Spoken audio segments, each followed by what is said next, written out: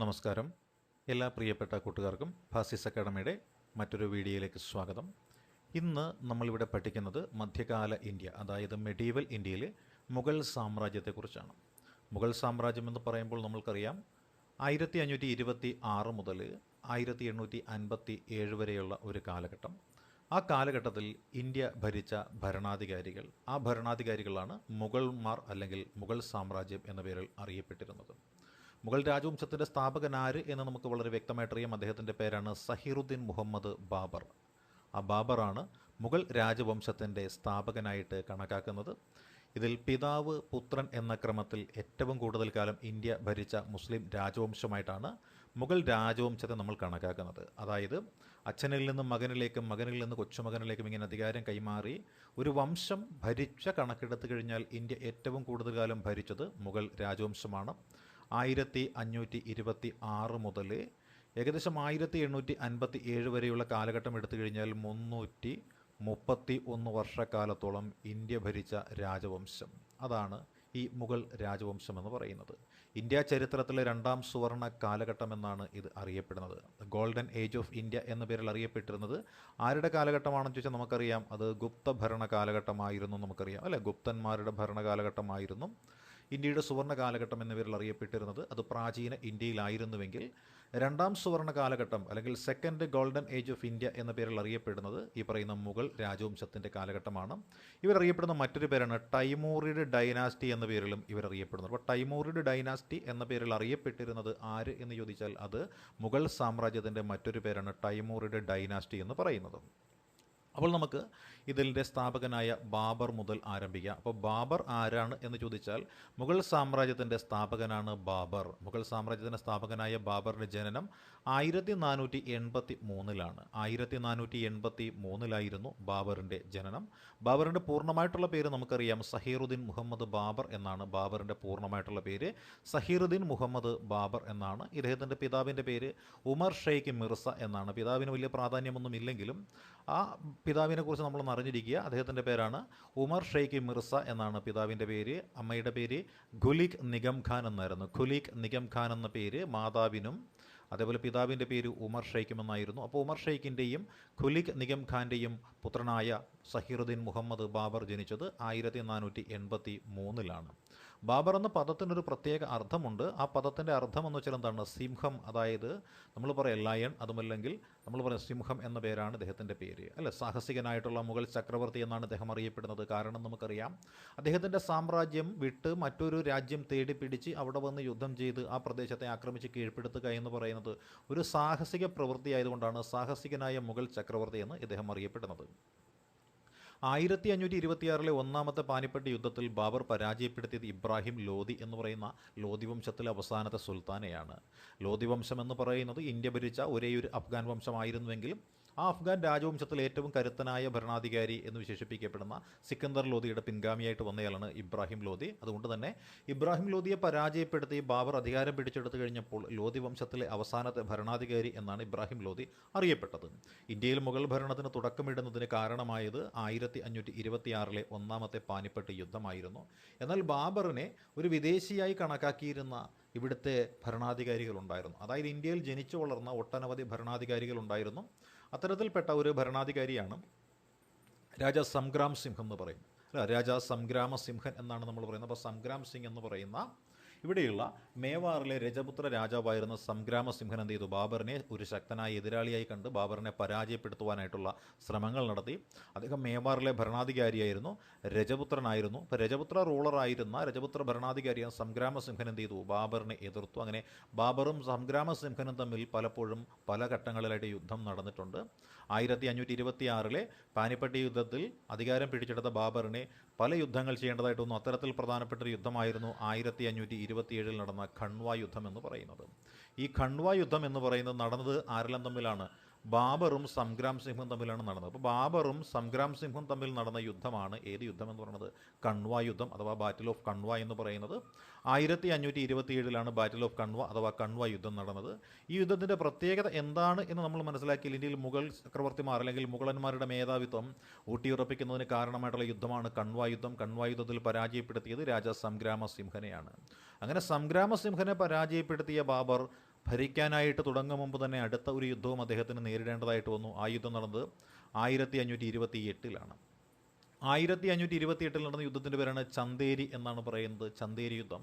ആ ചന്ദേരി യുദ്ധത്തിൽ ബാബറിനെ പരാജയപ്പെടുത്തിയത് മാൾവ എന്ന പ്രദേശത്തെ രജപുത്ര രാജാവായിട്ടുള്ള മേദിനി റായ് ചന്ദേരിയാണ്. അതുകൊണ്ടാണ് ചന്ദേരി യുദ്ധം എന്ന് നമ്മളിതിന് വിശേഷിപ്പിക്കുന്നത്. അങ്ങനെ മേദിനി റായ് ചന്ദേരിയെ ബാബർ പരാജയപ്പെടുത്തിയ യുദ്ധമാണ് ചന്ദേരി യുദ്ധം. ഇത് നടന്നത് 1528-ലാണ്.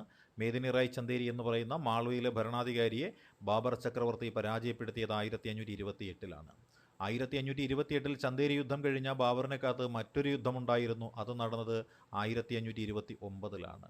ബാബറിനെ നേരിട്ടത് മറ്റാരുമായിരുന്നില്ല, ലോധികളുടെ പിൻഗാമികളായിരുന്ന അഫ്ഗാനികളായിരുന്നു. അങ്ങനെ അഫ്ഗാൻ്റെ സംയുക്ത സേന വരികയാണ്. അഫ്ഗാൻ്റെ സംയുക്ത സേനയും ബാബറും തമ്മിൽ നടന്ന ഒരു യുദ്ധമാണ്. ഈ യുദ്ധമാണ് ബാറ്റിൽ ഓഫ് ഖഗ്ര അല്ലെങ്കിൽ ഖഗ്ര യുദ്ധം എന്ന പേരിൽ അറിയപ്പെടുന്ന യുദ്ധം. അതായത് 1526-ലും 27-ലും 28-ലും 29-ലുമായിട്ട് ബാബറിന് തുടർ യുദ്ധങ്ങളാണ് ഇവിടെ നടത്തേണ്ടി വന്നത്.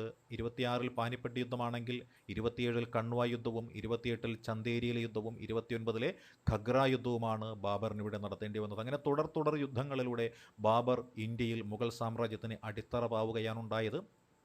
അതുകൊണ്ടാണ് ബാബറിനെ നമ്മൾ മുഗൾ സാമ്രാജ്യത്തിന് അടിത്തറ പാകിയ ഭരണാധികാരി എന്ന് വിശേഷിപ്പിക്കുന്നത്.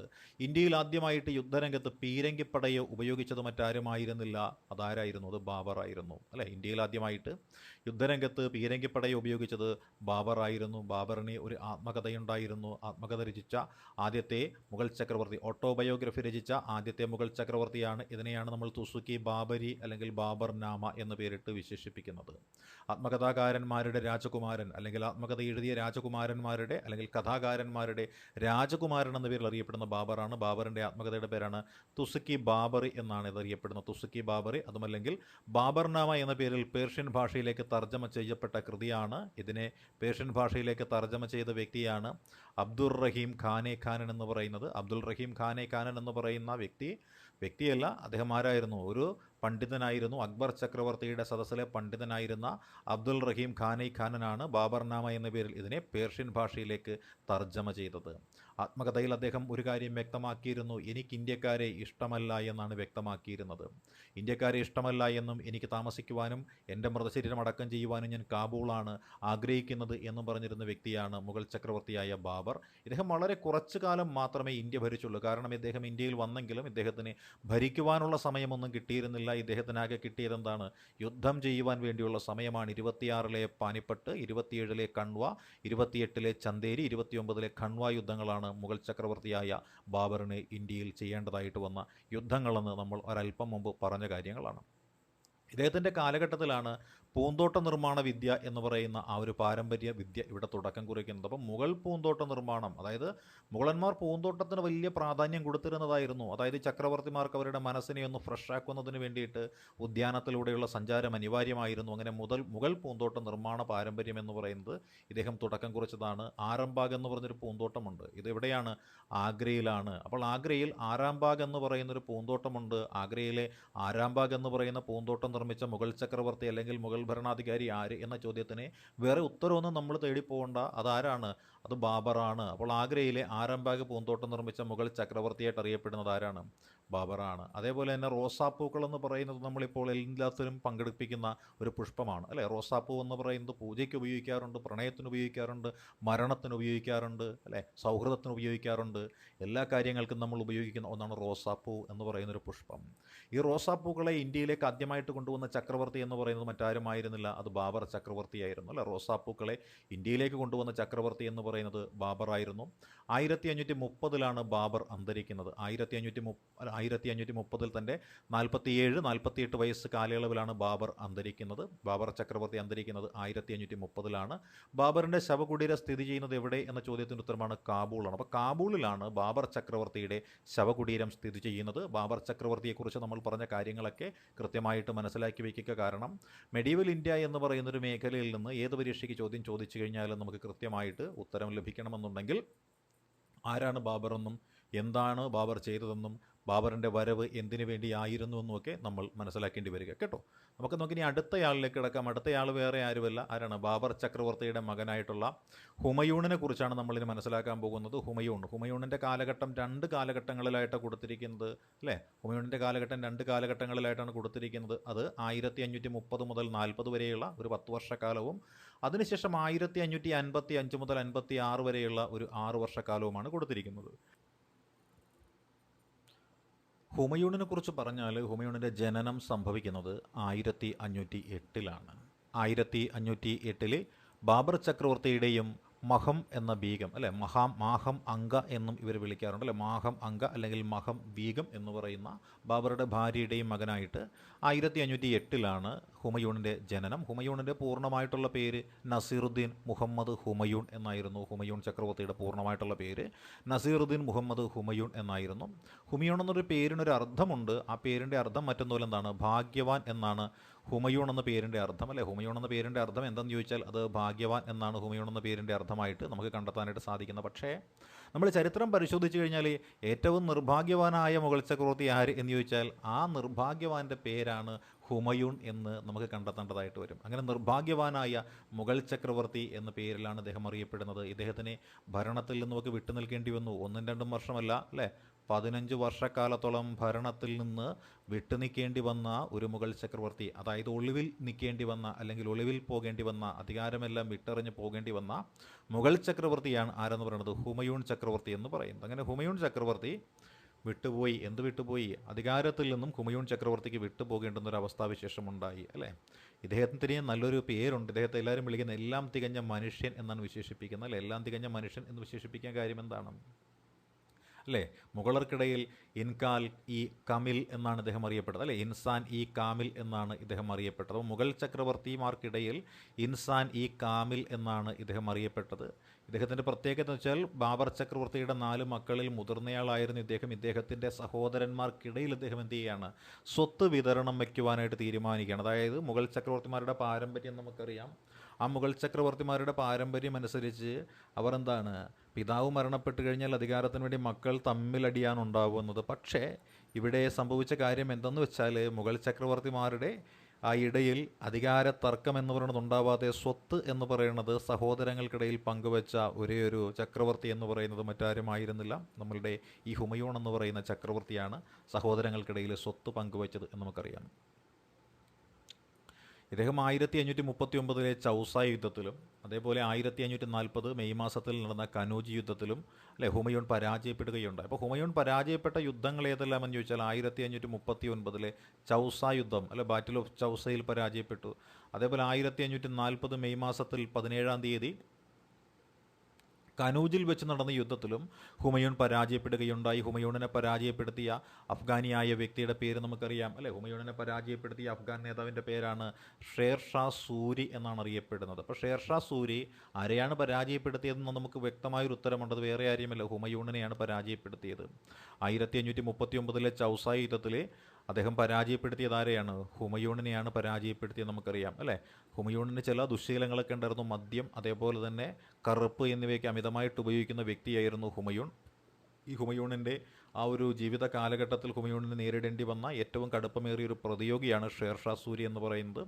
ബംഗാളിലെ ഭരണാധികാരിയായിരുന്ന ഷേർഷാ സൂരി, ആ ഷേർഷാ സൂരിയുടെ ബംഗാൾ പിടിച്ചെടുക്കുവാനായിട്ട് ഹുമയൂൺ നടത്തിയ ഒരു പരിശ്രമം, ഹുമയൂണിൻ്റെ ദുശ്ശീലങ്ങളെക്കുറിച്ച് വ്യക്തമായി അറിയാവുന്ന ഷേർഷാ സൂരി ബംഗാളിൽ വെച്ച് യുദ്ധം ചെയ്യാതെ ഹുമയൂണിന് ഏറ്റവും കൂടുതൽ ആവശ്യമുള്ള ഈ കറുപ്പും കഞ്ചാവും അതേപോലെ തന്നെ മദ്യവുമെല്ലാം അവിടെ ഇണക്കി വയ്ക്കുകയും യുദ്ധം ചെയ്യാനായിട്ടെത്തിയ ഹുമയൂണിൻ്റെ സേനയ്ക്ക് യുദ്ധമില്ലാതെ തന്നെ ഒഴിഞ്ഞു കിടക്കുന്ന ബംഗാൾ കൈവശപ്പെടുത്തുവാൻ അവസരം കൊടുക്കുകയും അതിനുശേഷം ബംഗാളിൽ സുഖഭോഗങ്ങളിൽ മതിമറന്നിരുന്നതിന് ശേഷം തിരികെ ഡൽഹിയിലേക്ക് മടങ്ങിപ്പോകുവാൻ ഒരുങ്ങിയ ഹുമയൂണിനെ മിന്നലാക്രമണത്തിലൂടെ ചൗസയിൽ വെച്ച് പരാജയപ്പെടുത്തുകയും അതിനുശേഷം തിരിച്ചാക്രമിക്കുവാനായിട്ടെത്തിയ നമ്മുടെ ഈ ഹുമയൂണിനെ 1540 കനൂജ് യുദ്ധത്തിൽ വെച്ചും പരാജയപ്പെടുത്തി ഹുമയൂണിനെ ആകെ അപമാനിച്ച് രാജ്യം നഷ്ടപ്പെടുവാൻ ഇടയാക്കിയ വ്യക്തിയാണ് ഷേർഷാ സൂരി എന്ന് പറയുന്നത്.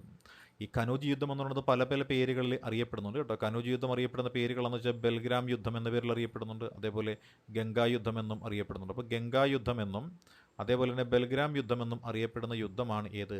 ഈ പറഞ്ഞ കനൂജ് യുദ്ധം എന്നാണ് പറയുന്നത്. കനൂജ് യുദ്ധത്തെ തുടർന്ന് 15 വർഷക്കാലത്തോളം ഹുമയൂണിന് പ്രവാസിയായിട്ട് ജീവിതം നയിക്കേണ്ടി വന്നു. അപ്പോൾ 15 വർഷക്കാലത്തോളം പ്രവാസ ജീവിതം നയിക്കേണ്ടി വന്ന വ്യക്തിയാണ് ആര്? ഹുമയൂൺ. ഹുമയൂണിനെ പ്രവാസ ജീവിതത്തിലേക്ക് തള്ളിവിട്ട വ്യക്തിയാണ് ആര്? ഷേർഷാ സൂരി എന്ന് പറയുന്ന വ്യക്തി. എന്നാൽ ഇതിനുശേഷം 1555 ഷേർഷയുടെ പിൻഗാമികളെ പരാജയപ്പെടുത്തിക്കൊണ്ട് സിർഹിന്ദ് 1555 നടന്ന യുദ്ധത്തിൻ്റെ പേരാണ് ബാറ്റിൽ ഓഫ് സിർഹിന്ദ് എന്ന് പറയുന്നത്. ആ സിർഹിന്ദ് യുദ്ധത്തിൽ സൂർവംശത്തിലെ സിക്കന്ദർ ഷാ സൂരി എന്ന സൂരിയെ പരാജയപ്പെടുത്തിക്കൊണ്ട് രാജ്യം ഹുമയൂൺ വീണ്ടെടുക്കുകയുണ്ടായി. അപ്പോൾ ഹുമയൂണിന് രാജ്യം നഷ്ടപ്പെട്ട യുദ്ധമാണ് കനൂജ് യുദ്ധമെങ്കിൽ ഹുമയൂൺ രാജ്യം വീണ്ടെടുത്ത യുദ്ധമാണ് ഈ പറയുന്ന സിർഹിന്ദ് യുദ്ധം എന്ന് പറയുന്നത്.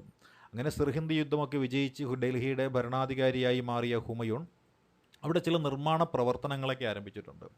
ഈ പുരാന കില എന്ന് പറയുന്നൊരു കോട്ടയുണ്ട്, പഴയ കോട്ട. നമ്മൾ ലാൽ കില എന്ന് പറഞ്ഞ ചെങ്കോട്ട പോലെയുള്ള മറ്റൊരു കോട്ടയാണ് പുരാന കില എന്ന് പറയുന്നത്. ആ പുരാന കിലയുടെ പണി ആരംഭിച്ച മുഗൾ ചക്രവർത്തിയാണ് ഹുമയൂൺ ചക്രവർത്തി. അപ്പോൾ പുരാന കിലയുടെ പണി ആരംഭിച്ച മുഗൾ ചക്രവർത്തിയാണ് ഹുമയൂൺ. എന്നാൽ ഇത് പൂർത്തീകരിച്ചത് ഹുമയൂൺ അല്ല. കാരണം ഹുമയൂണിൻ്റെ കാലത്ത് ഇത് പൂർത്തീകരിക്കുവാനായിട്ട് അദ്ദേഹത്തിന് സാധിച്ചില്ല. കാരണം 15 വർഷക്കാലത്തോളം ഹുമയൂണിന് ഒളിവിൽ പോകേണ്ടി വന്നപ്പോൾ ഡൽഹി പിടിച്ചെടുത്ത് ഭരിച്ച ഷേർഷാ സൂരി എന്ന് പറയുന്ന സൂർവംശത്തിൻ്റെ സ്ഥാപകനായ ഷേർഷാ സൂരിയുടെ കാലത്താണ് ഈ പറയുന്ന പുരാന കിലയുടെ പണി പൂർത്തീകരിക്കപ്പെട്ടത്. അതേപോലെ ഹുമയൂൺ പണി കഴിപ്പിച്ചൊരു നഗരമുണ്ട്. നഗരത്തിൻ്റെ പേരാണ് ദിൻപന എന്ന് പറയുന്നൊരു നഗരമുണ്ട്, ദിൻപന. ഡൽഹിയിൽ ഹുമയൂൺ പണി കഴിപ്പിച്ച നഗരത്തിൻ്റെ പേര് ചോദിച്ചാൽ ആ നഗരത്തിൻ്റെ പേരാണ് ദിൻപന എന്നാണ് പറയുന്നത്. ഹുമയൂണിനും ഉണ്ടായിരുന്ന ഒരു ജീവചരിത്രം. ബാബർ സ്വന്തമായിട്ടാണ് ജീവചരിത്രം എഴുതിയത്. അതിൻ്റെ പേര് തുസുക്കി ബാബരി എന്നായിരുന്നുവെങ്കിൽ ഹുമയൂണിൻ്റെ ഒരു ജീവചരിത്രമുണ്ട്. ഹുമയൂണിൻ്റെ ജീവചരിത്രമാണ് ഹുമയൂൺ നാമ എന്ന പേരിലാണ് അറിയപ്പെടുന്നത്, അല്ലെ? ഹുമയൂൺ നാമ എന്ന പേരിൽ ഈ കൃതി രചിച്ചത് വേറെ ആരുമായിരുന്നില്ല, ഹുമയൂണിൻ്റെ സ്വന്തം സഹോദരിയുടെ പേരാണ് ഗുൽബദൻ ബീഗം എന്ന് പറയും. അങ്ങനെ ഗുൽബദൻ ബീഗം എന്ന് പറയുന്ന ഹുമയൂണിൻ്റെ സഹോദരി ഹുമയൂണിൻ്റെ ജീവചരിത്രം എഴുതുകയുണ്ടായിട്ടുണ്ട്. ആ ഹുമയൂണിൻ്റെ സഹോദരിയുടെ പേരാണ് ഗുൽബദൻ ബീഗം എന്നാണ് പറയുന്നത്. ദിൻപന എന്ന നഗരത്തിൽ ഈ ഹുമയൂൺ എന്ത് ചെയ്തു? ഒരു ലൈബ്രറി സ്ഥാപിച്ചിട്ടുണ്ടായിരുന്നു. ലൈബ്രറിയുടെ പേരാണ് ഷേർ മണ്ഡൽ എന്നാണ് ലൈബ്രറിയുടെ പേര്. അങ്ങനെ ഷേർ മണ്ഡൽ എന്ന് പറയുന്ന ലൈബ്രറിയുടെ പടവുകൾ കയറിക്കൊണ്ടിരിക്കുമ്പോൾ പടിക്കെട്ടിൽ വെച്ച് കാല് തന്നെ താഴേക്ക് വീണ് മരണമടഞ്ഞ മുഗൾ ചക്രവർത്തിയാണ് നമ്മളുടെ ഹുമയൂൺ എന്ന് പറയുന്നത്. 1566 ഷേർ മണ്ഡലിൽ നിന്നും, അഥവാ ദിൻപന എന്ന നഗരത്തിൽ അദ്ദേഹം പണി കഴിപ്പിച്ച ഷേർ മണ്ഡൽ എന്ന് പറയുന്ന ലൈബ്രറിയിലെ പടിക്കെട്ടിൽ നിന്നും വീണു മരിച്ച മുഗൾ ചക്രവർത്തിയാണ് ഏത് ചക്രവർത്തി? ഹുമയൂൺ ചക്രവർത്തി. ഈ ഹുമയൂണിൻ്റെ ശവകുടീരം സ്ഥിതി ചെയ്യുന്നത് ഡൽഹിയിലാണ് കേട്ടോ. ഡൽഹിയിലാണ് ഹുമയൂണിൻ്റെ ശവകുടീരം സ്ഥിതി ചെയ്യുന്നത്. The tomb of Humayun situated at Delhi എന്നാണ് നമ്മൾ പഠിക്കുന്നത്. ഇതിന് പണി കഴിപ്പിച്ചൊരു ശില്പിയുണ്ട്. ശില്പിയുടെ പേരാണ് മിറാക്ക് മിർസ എന്നാണ് അറിയപ്പെടുന്നത്. അപ്പം ശില്പിയുടെ പേര് മിറാക്ക് മിർസ എന്നാണ്. ഹുമയൂണിൻ്റെ ശവകുടീരം സ്ഥിതി ചെയ്യുന്നത് ഡൽഹിയിലാണെന്നും ഡൽഹിയിൽ ഈ ശവകുടീരം പണികഴിപ്പിച്ചത് ആരാണെന്ന് ചോദിച്ചാൽ അത് ഹുമയൂണിൻ്റെ വിധവ അല്ലെങ്കിൽ ഭാര്യ എന്ന് പറയുന്ന ഹമീദ ബാനു ബീഗമാണ്. ഹുമയൂണിൻ്റെ ശവകുടീരം സ്ഥിതി ചെയ്യുന്ന സ്ഥലം ഡൽഹിയാണെന്ന് മനസ്സിലാക്കി. അതേപോലെ ഇതിൻ്റെ ശില്പി അല്ലെങ്കിൽ ഇത് കാണുന്ന രീതിയിലുള്ള ആർക്കിടെക്റ്റ് എന്ന രീതിയിൽ നമ്മൾ വിളിക്കുന്ന വ്യക്തി, അദ്ദേഹത്തിൻ്റെ പേര് മിറാക്ക് മിർസയും എന്നാണെങ്കിലും ഇത് പണി കഴിപ്പിച്ച വ്യക്തി ആരെന്ന് ചോദിച്ചാൽ അത് ഹമീദ ബാനു ബീഗമാണ്. ഹമീദ ബാനു ബീഗം എന്ന് പറയുന്നത് ഹുമയൂണിൻ്റെ ഭാര്യയാണ്. അപ്പോൾ ഹുമയൂണിൻ്റെ ഭാര്യയായ ഹമീദ ബാനു ബീഗമാണ് ഹുമയൂണിൻ്റെ ശവകുടീരം പണി കഴിപ്പിച്ചത്.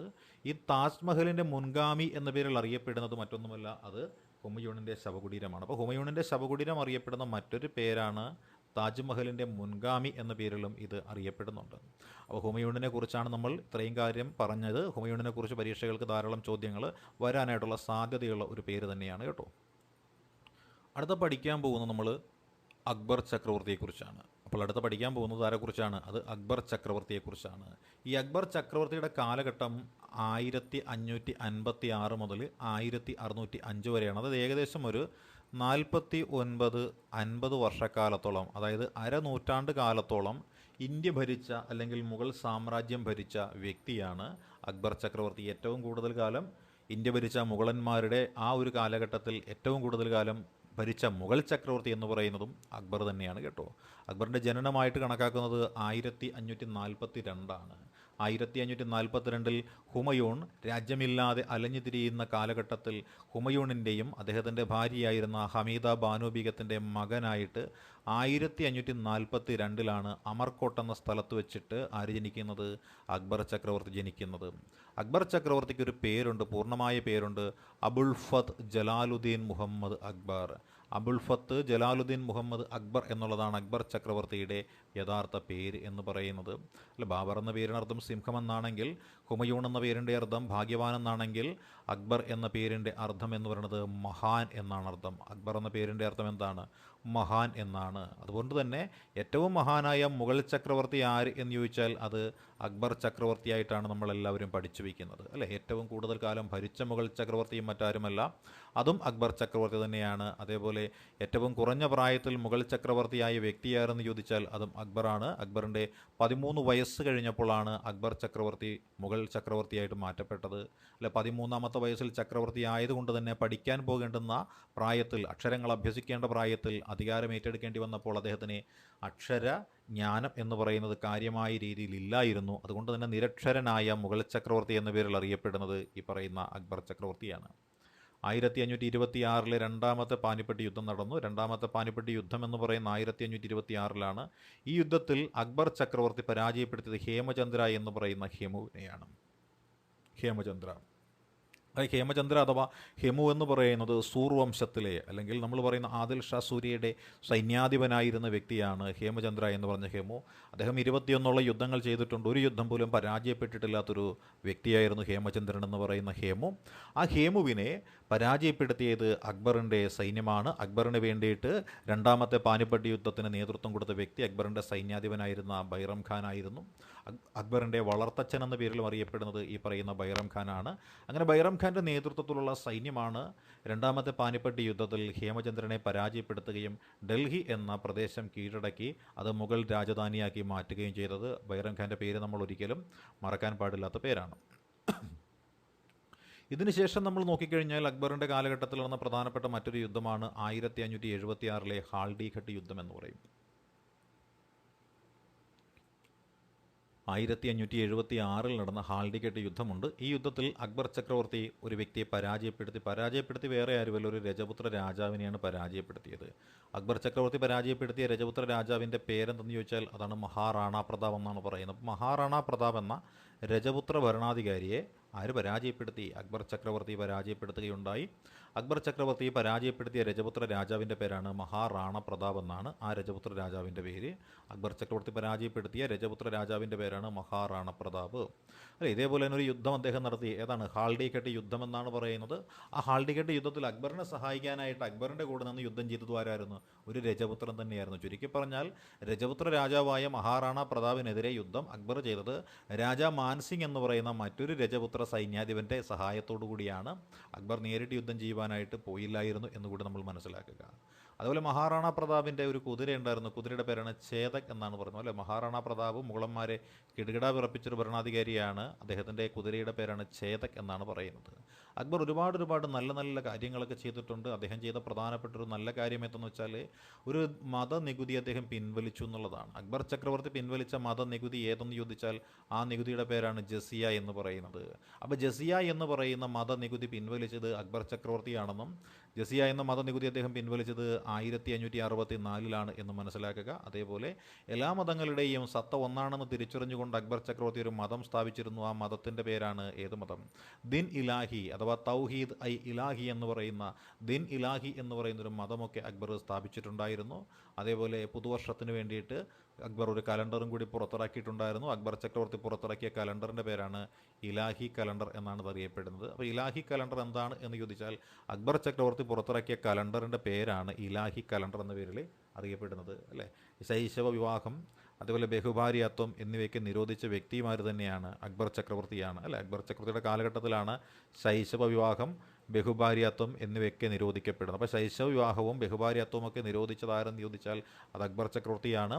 അതേപോലെ അദ്ദേഹം നിർത്തലാക്കിയ മറ്റൊരു അനാചാരമാണ് സതി എന്ന് പറയുന്നൊരു അനാചാരമുണ്ട്. ഈ സതി എന്ന് പറയുന്ന അനാചാരവും ആര് നിർത്തലാക്കിയിട്ടുണ്ട്? മുഗൾ ചക്രവർത്തിയായിട്ടുള്ള അക്ബർ നിർത്തലാക്കിയതാണ്.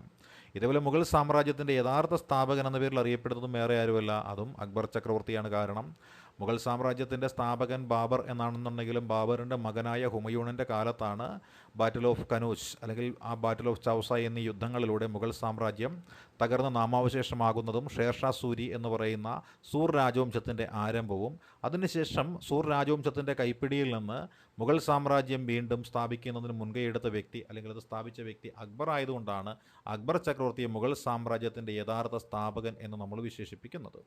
ഈ മുഗൾ ഭരണ സംവിധാനത്തിൻ്റെ ശില്പി എന്ന് അറിയപ്പെടുന്നതും അക്ബർ തന്നെയാണ്. കാരണം രാജ്യം അദ്ദേഹം കൈപ്പിടിയിലാക്കിയതിന് ശേഷം 50 വർഷക്കാലത്തോളം അദ്ദേഹത്തിന് തുടർന്ന് ഭരിക്കുവാനായിട്ട് സാധിച്ചു. ആ 50 വർഷക്കാലം കൊണ്ട് രാജ്യത്തെ നല്ല രീതിയിൽ പുരോഗതിയിലേക്ക് നയിക്കുവാനായിട്ട് ആർക്ക് സാധിച്ചു? അക്ബർ ചക്രവർത്തിക്ക് സാധിച്ചതുകൊണ്ട് മുഗൾ ഭരണ സംവിധാനത്തിൻ്റെ ശില്പി എന്ന് പേരിട്ടുകൊണ്ട് വിശേഷിപ്പിക്കുന്നതും അക്ബർ ചക്രവർത്തിയെ തന്നെയാണ്.